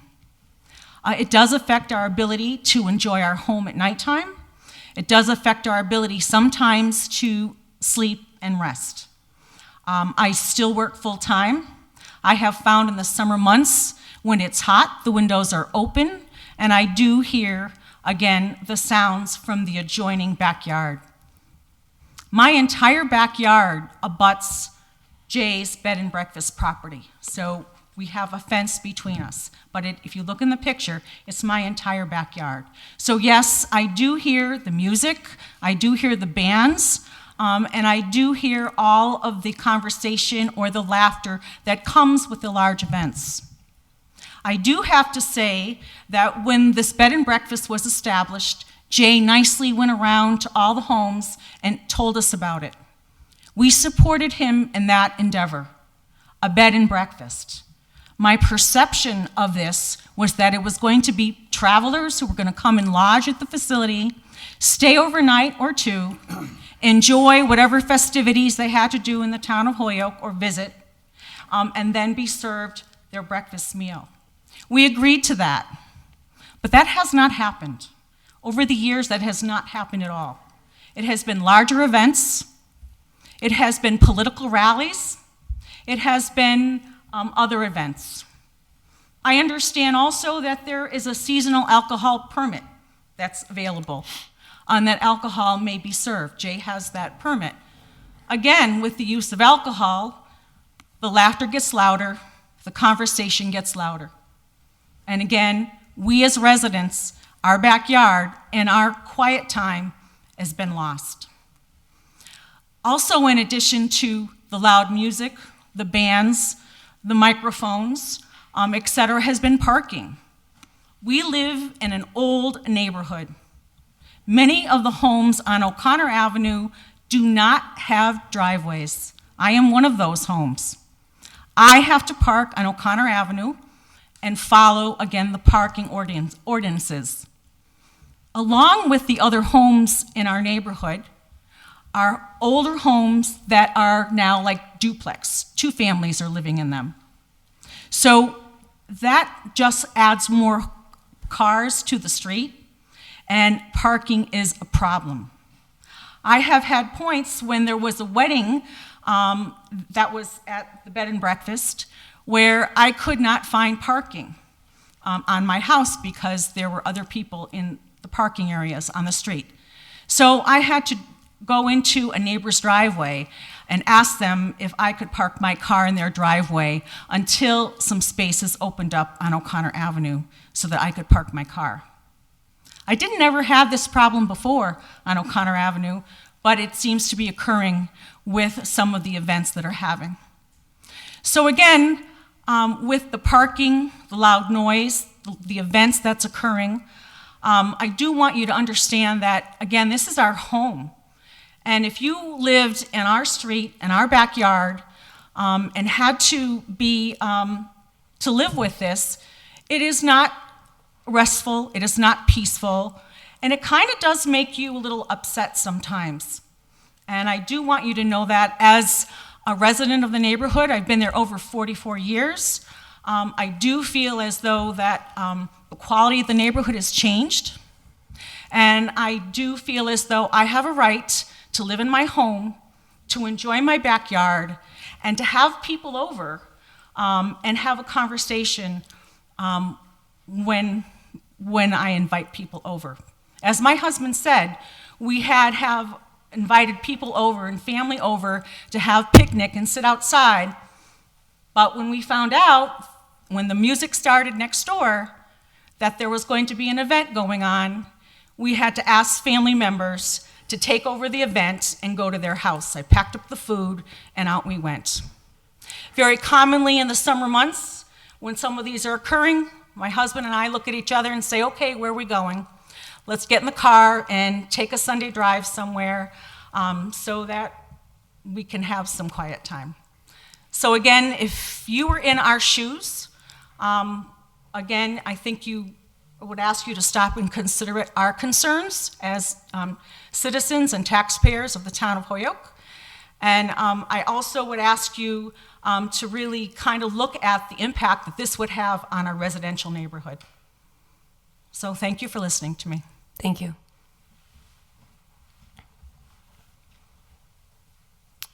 There are others who would like to come up and comment? Great. Good evening for everybody. My name is Halina Okokraczka. I live in O'Connor Avenue, 8 O'Connor Avenue. My property border for backyard for Jay. Sometimes it's very lousy, very noise. I wake up very early every morning because I start job at 6 o'clock. I go early sleep. Sometimes it's trouble for me for sleep. I know I wanna be more noisy. Thank you. Thank you.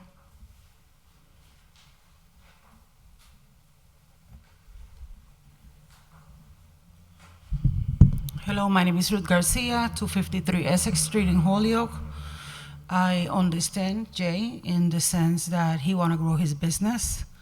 All business owners, that's their dream. The goal is to grow everything they do. But at the same time, there's agreements that are done when you start a business, and unless there's the time that you can go back and increase whatever is it that you want to do in those agreements, then it should be just as established. It happens that your community is supporting you, taxpayers and homeowners here. And the same way you spoke to them and you explained to them what was going on, when things grow, there's some things that other issues that start getting out of control. You don't have control over those things, and they're affecting our neighborhood. We need to start looking at those things. How is it that affecting the rest of the neighborhood? How they impact? Also, is it going to benefit them, or is it going to benefit you? We have to have a little bit more balance as far as how we conduct in business too, and respect the choice and the sentiment of the rest of the community. Thank you. Thank you. Others? Come on up. My name is Father Albert. I'm the pastor at Our Lady of the Cross Church. I've known Jay for quite a few years. My only concern is parking. So the street in front of Our Lady of the Cross Church is a private street. There have been a number of times during events at Jay's Bed and Breakfast that cars have parked on Holy Cross Avenue, which has impacted, like if we have mass or a funeral, wedding or something. And in the past, most times I've contacted Jay. We've talked about it a number of times. And whenever I did contact Jay, he would try to get the people to move their cars. But I'm not available all the time to police that, so that is my concern, that sometimes the people have parked on Holy Cross Avenue and also the parking lot behind the church. And again, it isn't a problem when services are not taking place, but when they are taking place, then it is problematic. We did put up signs saying that cars would be towed if they weren't there for church-related activity. I've never towed anybody, or maybe once, and it wasn't because of Jay's guests. But that's my biggest concern. Once, I think last year, there was, as far as noise, we had mass going on at 4 o'clock, so we had to shut the windows but I mean, you can't really help that. We just closed the windows and everything was fine. So it's mostly the parking that I'm concerned about. Thank you. Thank you. Thanks. Others in council chambers that would like to come up? Yes, hello. My name is M.G.L Houston Toretti, and I'm referring to my son's property and my property on O'Connor on 15 Clinton Avenue. Our concern is it's a residential neighborhood, and with Jay's Bed and Breakfast, it has been a concern over the years. He's had large events over the past 6-7 years.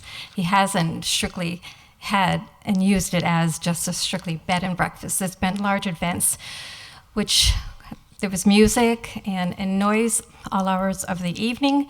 which actually the noise has even, encompassed the whole entire neighborhood, even in Clinton Avenue. Also, another concern is, which has been mentioned a few times, is about parking. As was mentioned earlier, there's hardly any parking on O'Connor Avenue, and the same thing applies for Clinton Avenue. Parking is very, very limited. And on 15 Clinton Avenue, it's a multifamily home. As was mentioned earlier, many of these homes are multifamily, which means as many cars that tenants also have automobiles there. So perhaps when one household, there's 4 and 5 automobiles to this one house, or 2 or 3, depending on the type of renters that are occupying these homes. The noise level has been loud at times, and many of these older homes do not have air conditioning. So in the summer months, it gets warm, people leave their windows open to cool their homes. And consequently, with the noise, people cannot sleep, and especially with the church across the street, people want to get up early in the morning and going to Mass, and they have to, wake up early. And some people, as was mentioned earlier, go to work at 6 o'clock in the morning, and it's difficult to sleep at times. So noise is a large problem, as well as parking, because that disturbs the neighborhood.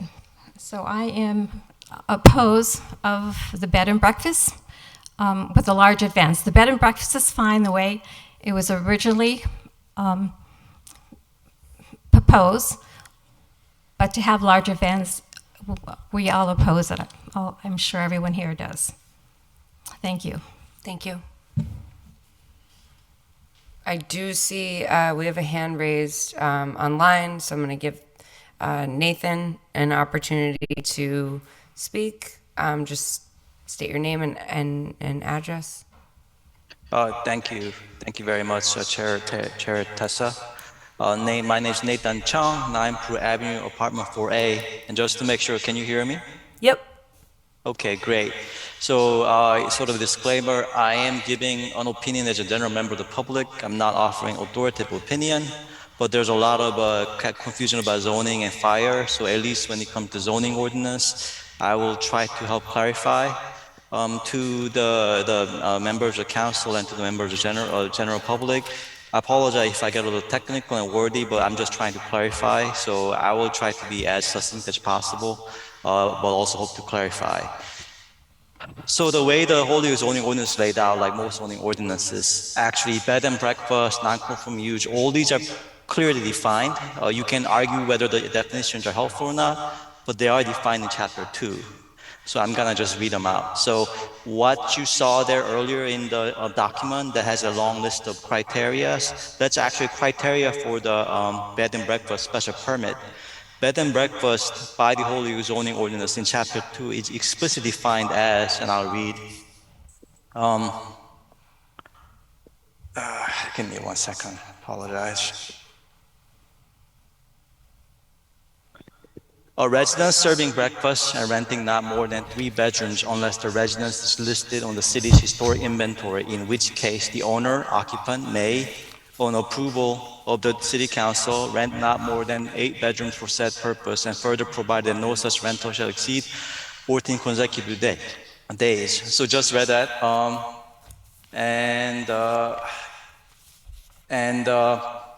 So non-conforming use, that's also defined.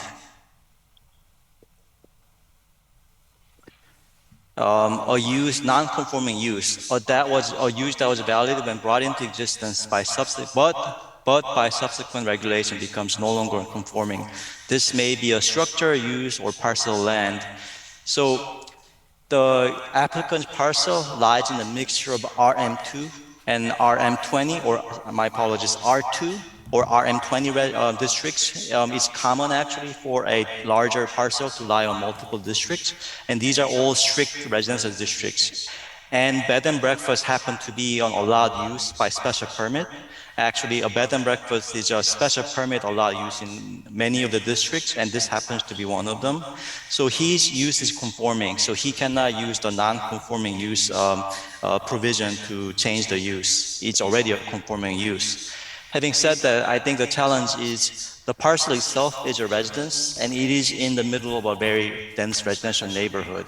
So the residential district he's on has a lot of restrictions about allowed uses. So restaurants and commercial recreation. So basically an event space, like the way the applicants and the neighbors have described, whether it's indoor or outdoor, those are recreation, those sound like commercial recreation use defined in the Holyoke zoning ordinance, and those are not allowed uses in the particular parcel, and actually the R2 and RM20 districts in general.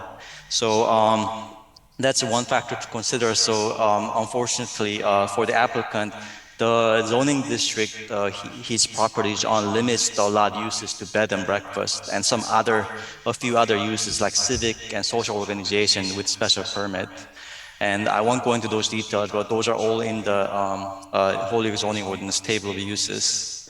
And I'll try to wrap up. And the parking concern, there is actually a parking requirement specifically for bed and breakfast. Many of the uses have specific parking requirements. I'll just read it quickly. 1 space for each room for rent plus 2 for dwelling unit if owner resides on premises. So there are a lot of regulations related to bed and breakfast that's actually specifically fine. Again, the debate is whether it's a fair definition or not, but as the zoning ordinance stands, and I'm only talking about zoning, nothing about fire because I don't know any of the fire department details. As the zoning ordinance stands, there are pretty specific allowed and disallowed uses. Bed and breakfast is allowed use. The event space he's been using it's likely considered commercial recreation and is not an allowed use on the particular district. So I'm gonna stop there, and thank you for giving me the time to speak, and I hope that clarifies some of the zoning questions that came up. Thank you. Thank you. Sure. I have a few documents I'd like to submit.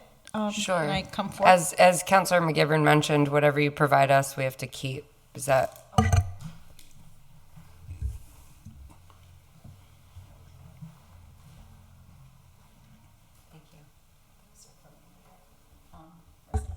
Okay, so presented before us is, It's all the same reading. is this all the same, is each letter the same, Mayor? No, some are different. Okay, should I read, I think we have to read them into the record. read them all into the record? Okay.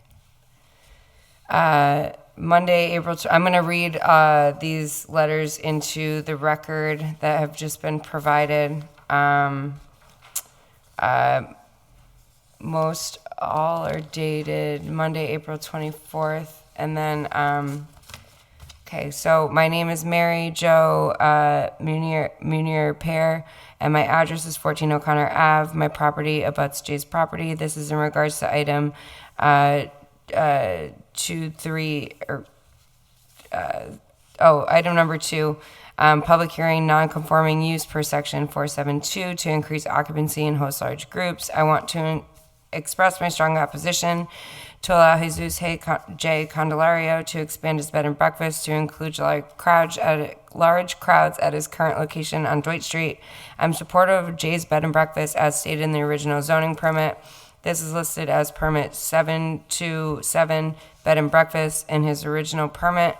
Under item number 5, it reads, the only meal that, quote, the only meal that may be provided to guests shall be breakfast, and it would only be served to guests taking lodging at the facility.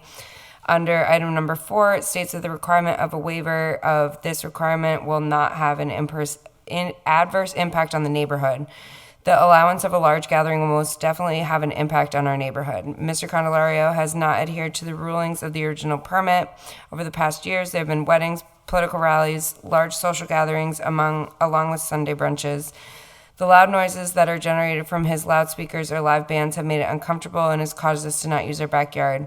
What is acceptable? The original intent of the bed and breakfast, the lodging for a small number of guests with breakfast served in the morning. This is a quiet residential neighborhood. I cannot support larger outdoor gatherings with live music or sound system playing loud music. When guests are socializing outdoor, they should respect the demeanor of the neighborhood, and noise levels should be kept to conversational gatherings. The next one is, my name is Ross Perry. I live on 8 O'Connor Avenue in Holyoke. My backyard abuts Mr. Jesus Candelario's property. This is regards to item number 2 for a non-conforming use to increase occupancy. I want to express my strong opposition to allow Jesus J. Candelario to expand his bed and breakfast to include large crowds at his current location on Dwight Street. I'm supportive of Jay's bed and breakfast. As stated in the original zoning permit, in this original permit, it reads, the only meal that shall be provided to guests shall be breakfast. Mr. Candelario has not adhered to the rulings of the special permit. Over the past year, there have been weddings, large social gatherings, along with Sunday brunches.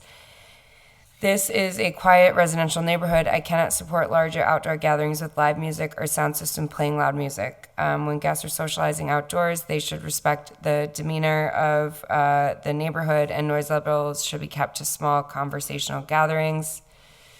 The next letter is from Elizabeth Martinez, 21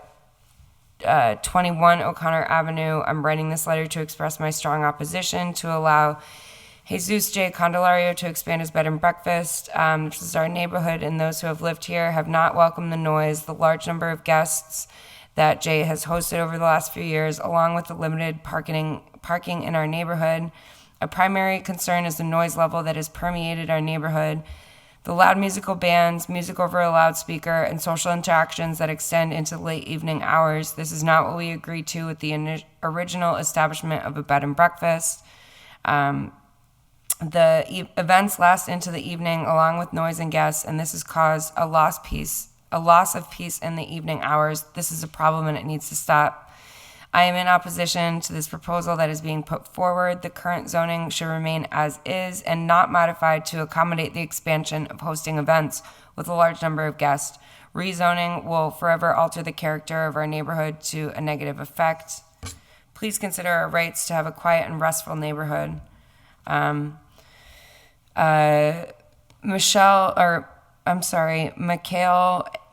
Houston, and I am a co-owner on my home of O'Connor Clinton Avenue in Holyoke, Massachusetts.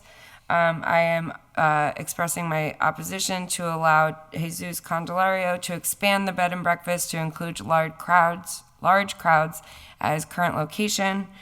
Over the past few years, he has hosted events which entail large numbers of people. The loud noise has become an issue, and as well as the limited parking and trash that has made its way into the public streets.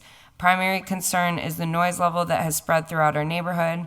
Loud musical bands, music over a loudspeaker, and guests extended into the evening hours. That is not what we agreed to with the original establishment of a bed and breakfast. The events last into the evening along with noise and guests. This has caused a loss of peace in our evening hours. I am in opposition to this proposal that is being put forward. Current zoning should remain as is and not modified to accommodate the expansion of hosting events with a large number of guests. Rezoning will forever alter the character of our neighborhood to a negative effect.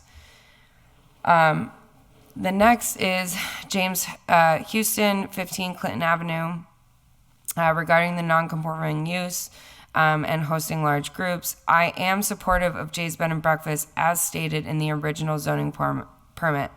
I do have concerns about expansion of large group events outdoors. This is a quiet residential neighborhood, and I cannot support larger outdoor gatherings with live music or sound system playing loud music.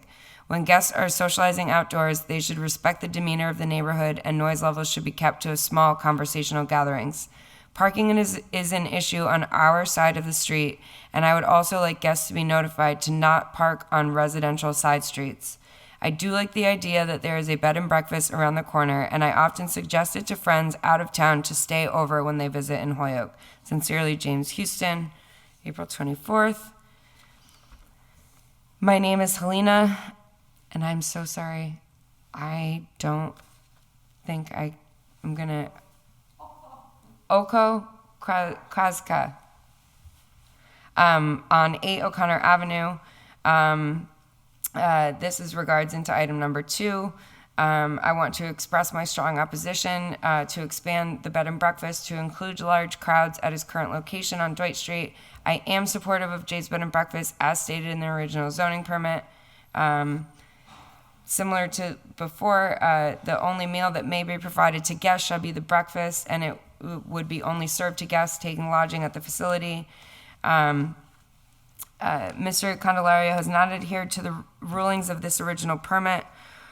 Over the past few years, there have been weddings, political rallies, and large social gatherings, along with Sunday brunches. The loud noises are generated from loudspeakers or live bands and has made it uncomfortable and caused us not to use our backyard.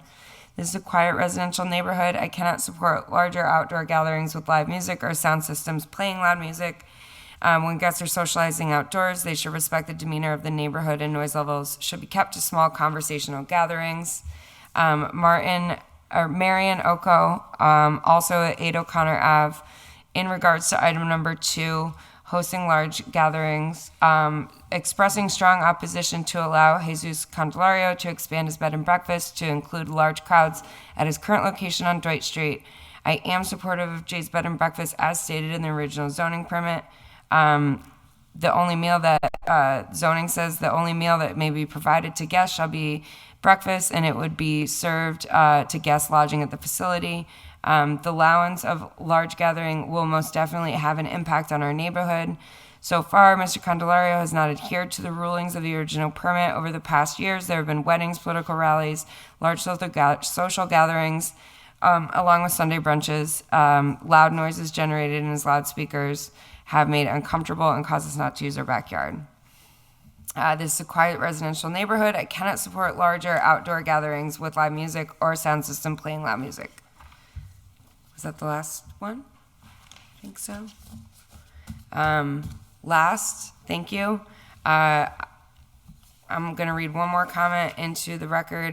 This is from City Councilor Cocaine Givner, who very regrettably is not able to join us this evening. She is traveling back to Holyoke as we speak on a plane, so I'll forgive her for not being here, but I am going to...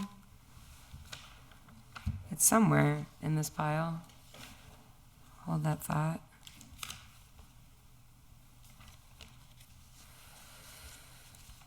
Okay, got it. Dear Counselor, please include my following comment into the public record. Jay's Bed and Breakfast has been a lovely addition to Ward 4. Although Jay's Bed and Breakfast events give Holyoke exposure that we would not otherwise have, many of his close neighbors feel that their rights to quiet enjoyment are being infringed upon. As the Ward 4 Counselor and one of the neighbors who received a public hearing announcement, residents have shared their concerns regarding both day and evening events. First, noise. Residents have voiced concerns about music that begins early and continues up to noise ordinance time allowance. There have been inquiries as to whether or not Jay's Bed and Breakfast adheres to decibel limits. Events take place throughout the day and into the night. Residents have brought this up as a quality of life issue. 2, lighting.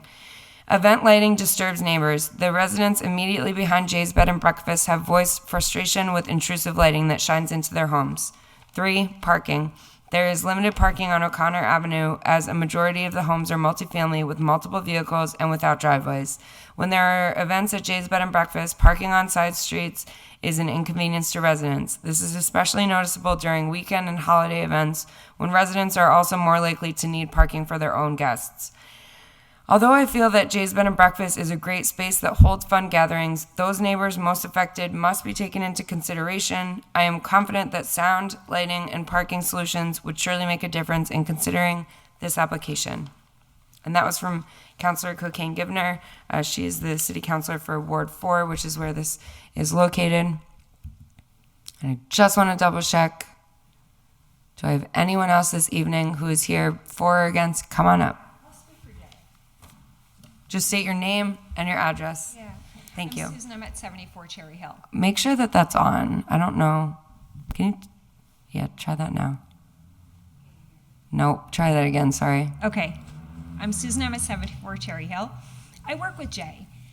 And quite frankly, our parties and our events that we do have, they're not crazy gatherings. And this is really shocking to hear from you all. Have there been complaints about noise? Do we know of? Oh, I mean, Counselor Givner has received complaints about noise, and that's something we can definitely continue to look into. We've had a handful of events throughout a couple of years that I've worked with Jay. It's not like they are every weekend. So I just want to say that I'm in support of Jay and what Jay needs to do to run his business, to keep it alive. Thank you. Appreciate it. Anyone else at this moment? Go ahead.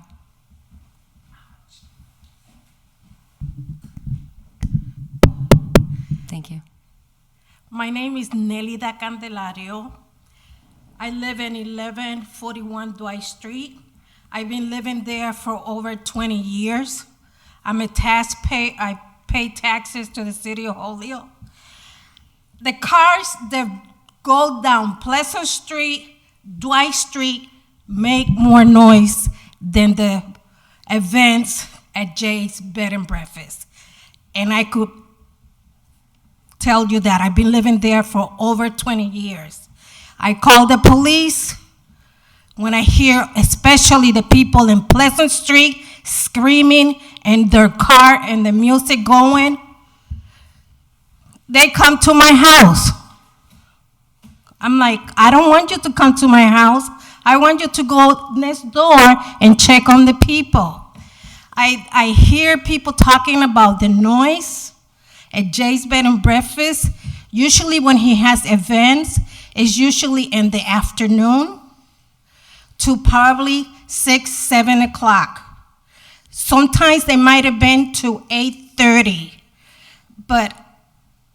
and I haven't been there for all of them, but it's just like, this is really surprising to me. And maybe the parking at times, there's some issues. And he does have parking space too. But I just, I've been living in Holyoke for over 50 years. I see all the changes in Holyoke, and people talk about, Holyoke this, Holyoke that. I work for the city of Springfield. I retired. I'm 65 years old. And when I tell people I live in Holyoke, they go, "Oh my God, you live in Holyoke, Nelly? I would never believe that you lived in Holyoke." Where you live? I said, in Dwight Street. "Oh my God, Dwight Street." Then I meet some of the people that come to Jay's Bed and Breakfast, and they go, "This is wonderful. I could not imagine how this place looked like this." He really does take care of it. So I just thought I needed to share that, because I'm listening to everybody, and everybody's concerned. I guess I'm gonna have to start taping all the cars that go by Dwight Street and Pleasant Street, where you hear them with all the music, and it's all kinds of music, from rock to salsa to reggaeton to merengue, everything. And they are loud. They're louder than me. You could hear them. I go for a walk. I could hear them by Stop and Shop. And I'm speaking loud. So imagine that. Thank you for your time. Thank you. Go ahead. Hello. So my name is Edwin Carmona, and I'm resident at 1109 Dwight Street for right now. Do HVAC, but I've been in Jay's as he hosted some events, and they're formal, and mostly it's background music.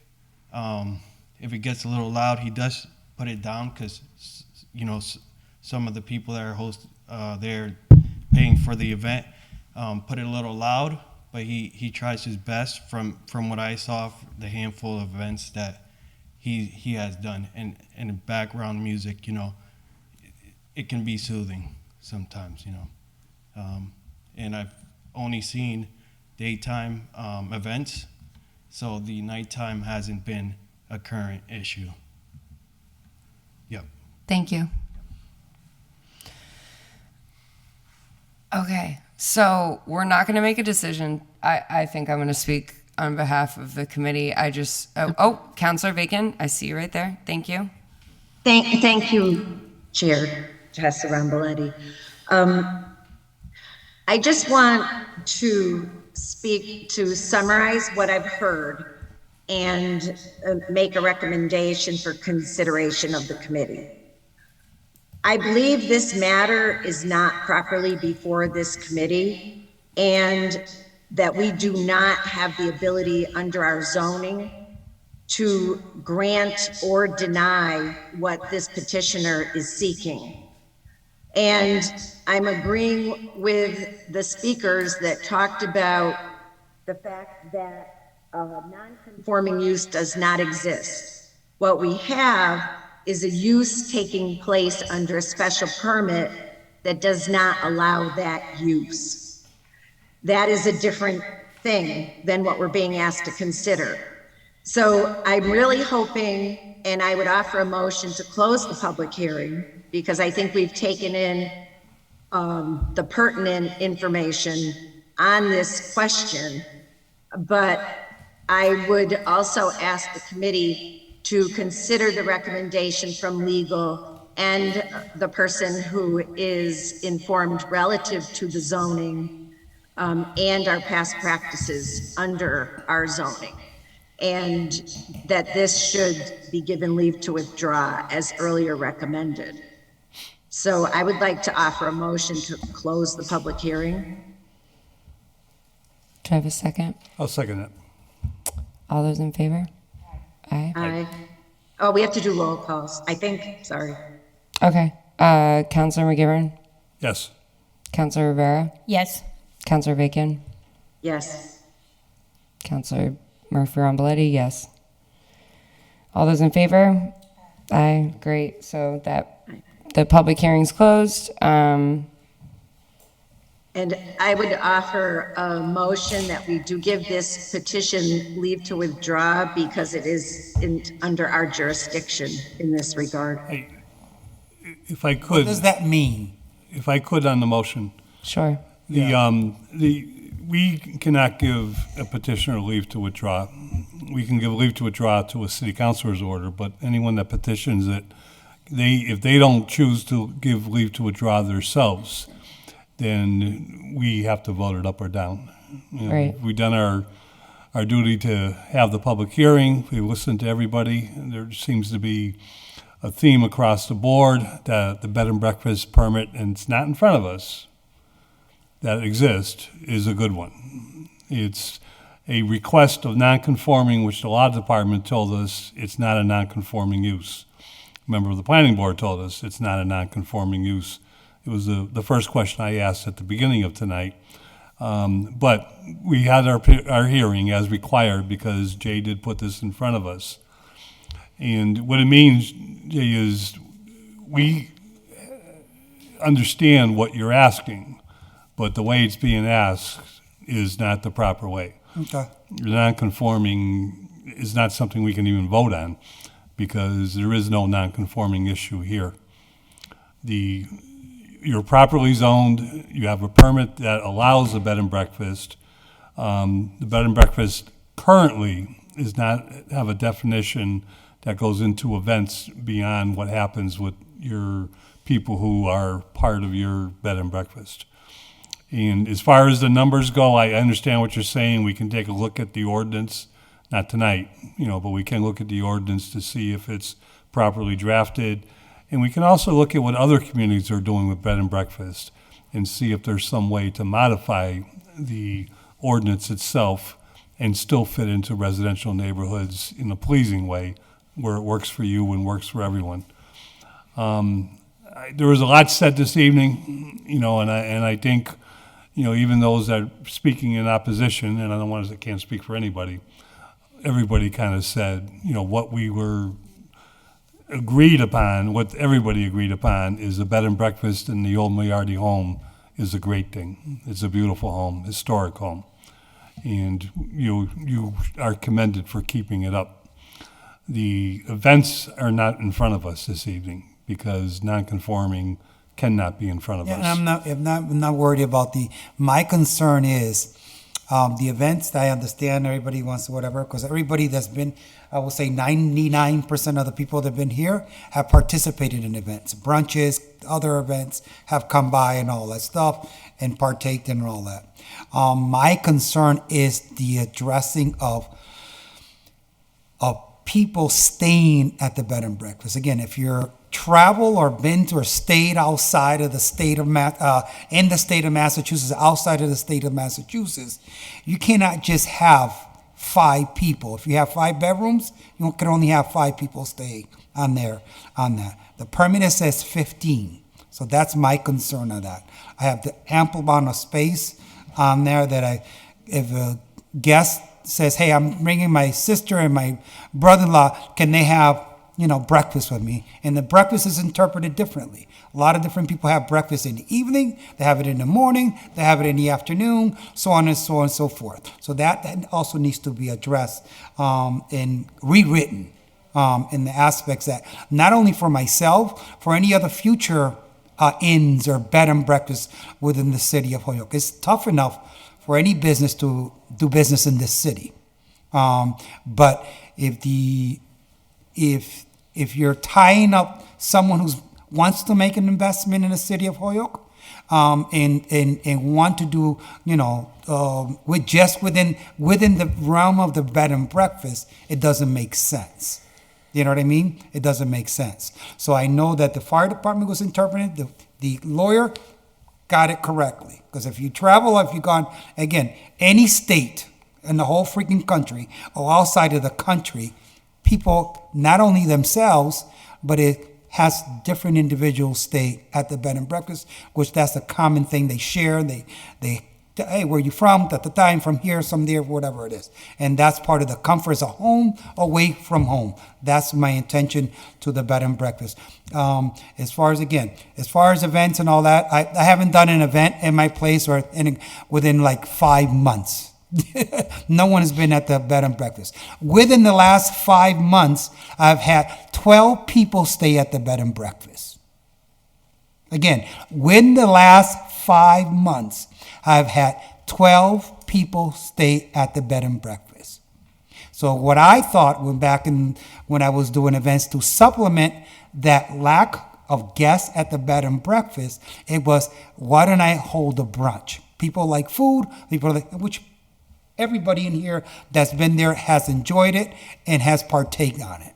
So, which is fine. I won't do, but the aspects of how it's run, the wording has to change in order for someone to survive and run a bed and breakfast within our city. Because currently as it's constructed, there's no way. Again, within the last 5 months, I've had 12 people stay at the bed and breakfast.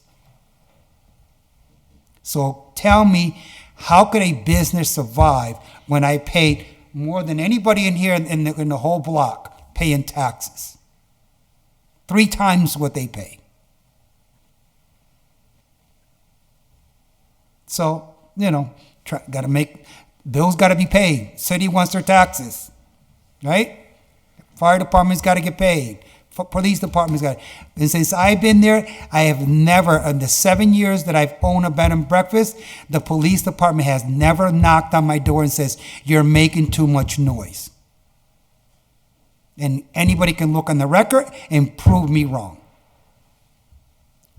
So, but, I understand that, because I came to the city, talked to the planning board, and everybody, but it's okay. That's no problem. But I'm just saying that the wording within the bed and breakfast realm, whoever within the department, planning department, whatever, just their absence here, noted, okay? Needs to do more research in order, for not only myself, but future people that are looking to do a bed and breakfast. You know what I mean? If Airbnbs within the city of Holyoke can operate different, they don't pay the taxes that I do. Airbnbs can have multiple groups or group of individuals rent within the city of Holyoke and don't have the same restrictions that I do. Something's wrong with that picture. Something's wrong with that picture. Something's wrong with that picture. There's tons of Airbnbs in the city of Holyoke. They don't follow the same rules or require the same things that I have. Why? Well, it's my understanding that we are defining Airbnbs in our zoning ordinances now, but I understand, and there's there's got to be a give. There's got to be, everybody's got to follow. If there's a new sheriff in town or new things or whatever. I understand that. I understand, but I do want to point out though that this, the language from the bed and breakfast, with all due respect, because I do respect, and I think a lot of us do, but the language in 7.2.7 has been there for, it's not a new sheriff in town. This language was there when the original special hearing permit happened. And I understand now it's being brought to our attention that we should consider changing the zoning language, and I respect that. I'm going to look at this. Yeah, But, definitely. just for full fairness, I do think, this was there years ago, and does it need to be reviewed? Yes, but, yes, Councilor McGivern. You had your hand up? No. Doesn't that look like he has his hand up? You're doing this? What, a yellow hand like Do that? a little of that. Yeah. Councilor Bacon, you have your hand up. Thank you.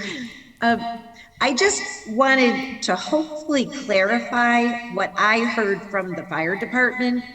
I didn't hear them trying to limit the people that could stay at Jay's Bed and Breakfast. But what I did hear them saying was if more people were staying there, he would have to put in a sprinkler system, which, as I'm hearing, is very expensive.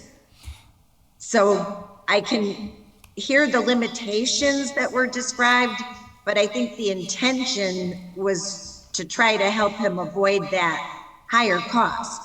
And I totally do understand the frustration involved. But I think that's where they were coming from. Thank you. Thank you. So just being mindful of everyone's time, and we still have 2 more items on our agenda this evening, and we have closed out our public hearing. I recognize that the law department has suggested that this cannot or we should not be issuing a permit for non-conforming use, and I'm also hearing Councilor McGivern's points as my more senior city councilor. Just call me old. I did. That this is not something that we can give leave to withdraw. So with that, I'll amend my motion if you'd like to seek from the petitioner what he would like. Okay. Do I have a Second, yeah. It's okay. Is that how this works? I don't know. I have no idea. Same. So, like I said, I expressed my concerns about what a bed and breakfast is. I understand. And so hopefully you guys can try to figure it out.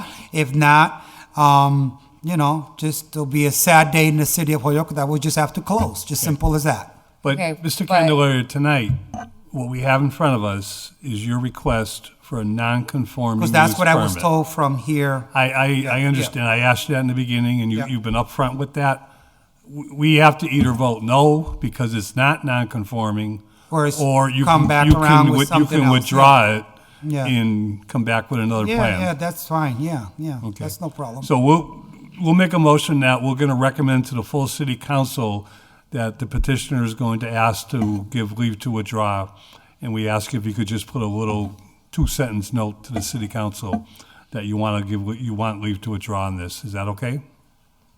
Yeah, we have to revisit that. Yes, definitely. We have to revisit in the sense that the wording has to change within that, you know.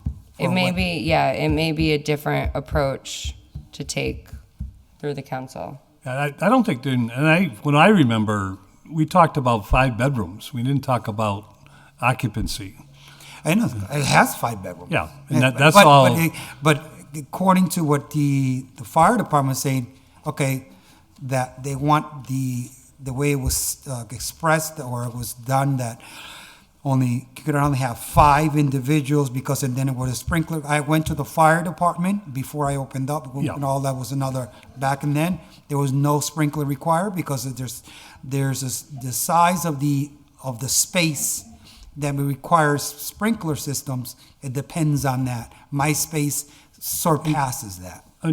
Understood. And the fire department, with all due respect, the building department, with all due respect, the Board of Health, they're operating on codes that are both local and state. Yep. And they're And the going to building do their department job. says you're okay. Yeah. The special permit, and we heard from Attorney Bissonette, I mean, everybody I know eats breakfast all day.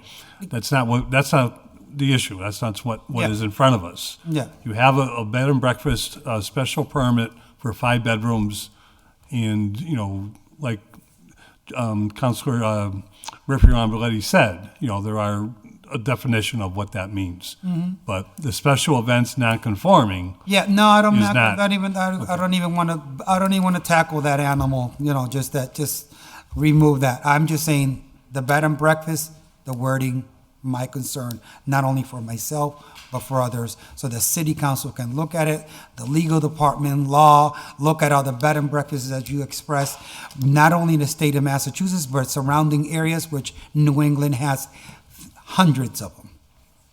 And I'm sure tons of people have stayed at different bed and breakfasts. They've seen different individuals from different parts of the world, not the same family, that are smaller, much smaller than my facility.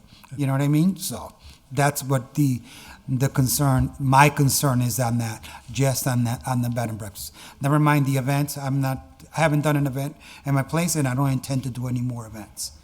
So, okay? So. I make a motion that we refer this back to the city council and look for the petitioner to ask for leave to withdraw. I have a second. All those in favor, do I have to do a roll call vote for this? Yes. Yes, okay. Let me ask you a question, last thing. But are you guys going to talk to city council about the wording about the bed and breakfast and what's required on that? Yeah, so one of us would have to file an order. Okay, perfect. To look at the bed and breakfast. We've kind of done this with other definitions. For example, there wasn't a definition for food trucks, for example, and we have food trucks in the city. Yeah. So Councilor Maldonado Velez filed an order that we figure this out, establish a definition, so we can do the same kind of thing for the bed and breakfast definition. Okay. That's fair enough. Yeah, that's fair enough. Thank you. Have a good evening. Thank you, you too. Councilor Linda Rivera? Bacon, yes. We still have to vote. Councilor Rivera?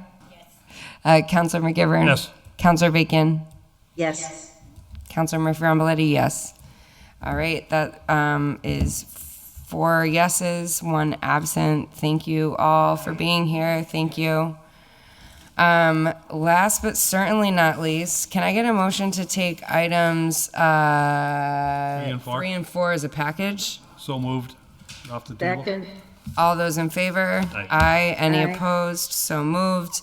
Aaron and John Dijak are here. Aaron Vega and John Dijak are here from the Office of Planning and Economic Development. Thank you so much for your patience. Sorry it's a little late, but we appreciate you still being here with us. Hopefully this is pretty straightforward, but item 3 is for order that the City Council, in accordance with Mass General Law, Chapter 30B, and the Holyoke Code of Ordinances, declare 94 Newton Street as surplus property available for disposition. The property was acquired via corrective judgment in a tax lien in 2007. It's approximately 4,620 square feet in size and zoned downtown business with an assessed value of $22,900. And then item 4 is that the City Council declare Newton Street parcel 01103 009 as surplus property available for disposition. It was granted to the city in 1969 by the Holyoke Community Development Corporation. It's 9,680 square feet in size, zoned downtown business, and has an assessed value of $25,000. So, Aaron, John, thank you so much for being here. I'm going to turn it over, and I also just want to recognize Councilor Rivera's back on, and I don't think I've missed anyone else. Okay, take it away. Good evening, councilors. And so, yes, first step in the process of city property going out to public for bid and hopefully back on the tax rolls and developed. So there's been a lot of support and some new interest in Newton Street. Obviously, there's been lots of concerns over in that area, and so we have some opportunity to hopefully get some parcels out and get some development there. This is obviously in conjunction with the law department and the purchasing department, and of course the treasurer's department is aware of this. So yep, that's the first step in the process to declare it surplus. John Dydek, the assistant director of economic development, has provided you with the standard pages on the information on those lots. And I'm not sure if there's any particular questions. John's here, I'm here, so happy to entertain any questions. All right, I'm going to pause there. Thank you. Any questions from councilors in chambers or on the call? Councilor McGivern. No questions. I just speak in support of declaring them surplus and allowing OPED in the city to see if we can get some good new buyers interested in putting these properties back on the tax roll. Great. Others? Are these properties listed in the urban renewal plan? Hi, everyone. I believe one is, but we have some interest to look at the whole Newton Street area. But these are the first two, and there may be additional parcels that will come forward in the future. But there has been some interest, and as Aaron, I think, mentioned, there's been a really renewed effort to look at Newton Street and help some revitalization in there. Great, thank you. John, is this part of the project that's similar to the Library Park project? Not these particular parcels, but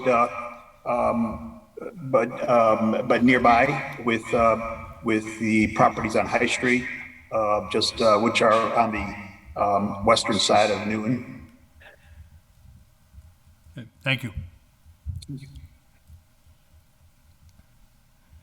Other questions or comments? No. Make a motion that we adopt the request to declare these properties surplus. Second. All those in favor, I'm going to do a roll call vote because now I know that I should. Councilor McGivern? Yes. Councilor Rivera? Yes. Councilor Bacon? Yes. Councilor Murphy-Romboletti? Yes. And sorry for being a problem child tonight. You are not. Nope, you're good. You're fine. You're good. Don't worry. All right. Great. Thank you. Linda, both. it's so cold down here. You're smart to be home. You're good. You're good, Linda. All right. Well, thank you both. We're all, I'm sure I can speak for everyone when I say we're looking forward to, seeing what happens next. But we know that this is the first part. You can't market the properties until you at least declare them surplus. So we're looking forward to seeing what comes after that. Thank you. Thank you very much. Thank you. Thank you. Have a good night. Thanks, you too. Should have probably put them on first on the agenda. Just said. Oh, did he say that? Oh. No, he done it. So the last on the second motion, items 5 through 13 be taken off the table as a package. All those in favor? Jumping the gun. No, Aye. that's exactly what I was Give going. leave to withdraw. Make a motion. All right. Do I have a second? Second. These are just old orders that have either been either discussed in another committee or they are no longer relevant because some of the people listed are not here anymore with us. Not just on this earth, just, I mean, in those roles. So all those in favor of giving leave to withdraw? Do we have to do a, do I we need have to- to do a brief reading of them? I was gonna ask that, actually. Thank you, Councilor Bacon. I can do that. Item 5 is ordered that the City Council DGR Committee invite in and meet with Roca. Item 6 is ordered that Dr. Alberto Vasquez Matos, HPS receiver, appear before DGR. Item 7, order that the City Council invite Dr. Vasquez Matos to give us an update during the pandemic. Item 8 is ordered that the City Council invite Jennifer Howard and other members of DCR in to discuss Mount Tom. 9 is ordered that DGR invite the Boys and Girls Club of Holyoke in to discuss their ARPA proposals. 10 is ordered that the city clerk please send a communication to City Council in time for its second meeting. Item 11, letter from a citizen of Holyoke requesting a sidewalk. Item 12, ordered that Planning and Economic Development be invited to discuss reasons behind the absence of medical marijuana providers in the city. Item 13, order that that DGR invite representatives from the Worcester Red Sox to learn about its town takeover initiative in 2023 season. Those are all the items that have been in the jacket, so we're just trying to clear them out. Jeffrey, I see your hand is up, our loyal administrative assistant. It's actually post you handling these. I realized you didn't actually do something with 2A. Oh. Yeah. Cool. There's nothing we can do with it. Make a motion that we refer it back to the full City Council to the Ordinance Committee, if the petitioner wants it. Wait, before we do that, we're still in the middle of something else, right? Y'all are trying to test me, aren't you? Sorry. Right. Nice try, though. But look at me. Hold the phone. All right, so we will come back to that. Well played, Jeffrey. Items 5 through 13, now that I've read those out, we motioned, we had a second. All those in favor? Aye. Oh, I I gotta did do roll a call. roll call, son of a gun. Okay. Counselor Bacon. Yes. Counselor Rivera. Yes. Counselor McGivern. Yes. Counselor Murphy-ROMBOLETTI, yes. Great. So we dealt with that. Now we're gonna go back to item 2A. I heard a motion before? I think usually we would just refer this to the Ordinance Committee, but I will make a motion, we refer it back to the full City Council with the option of referring it to the Ordinance Committee if the petitioner so chooses. Second. All those in favor, I'm going to do a roll call. Counselor Rivera. Yes. Counselor McGivern. Yes. Counselor Bacon. Yes. Counselor Tessa. Yes. Great. Do I hear a Motion to adjourn. Second. All those in favor? Aye. Any opposed? So moved. Thank you Good night, all. everybody. Appreciate it. Thanks, everybody. Good night. Good night. Thanks, Mike. Good night, everyone.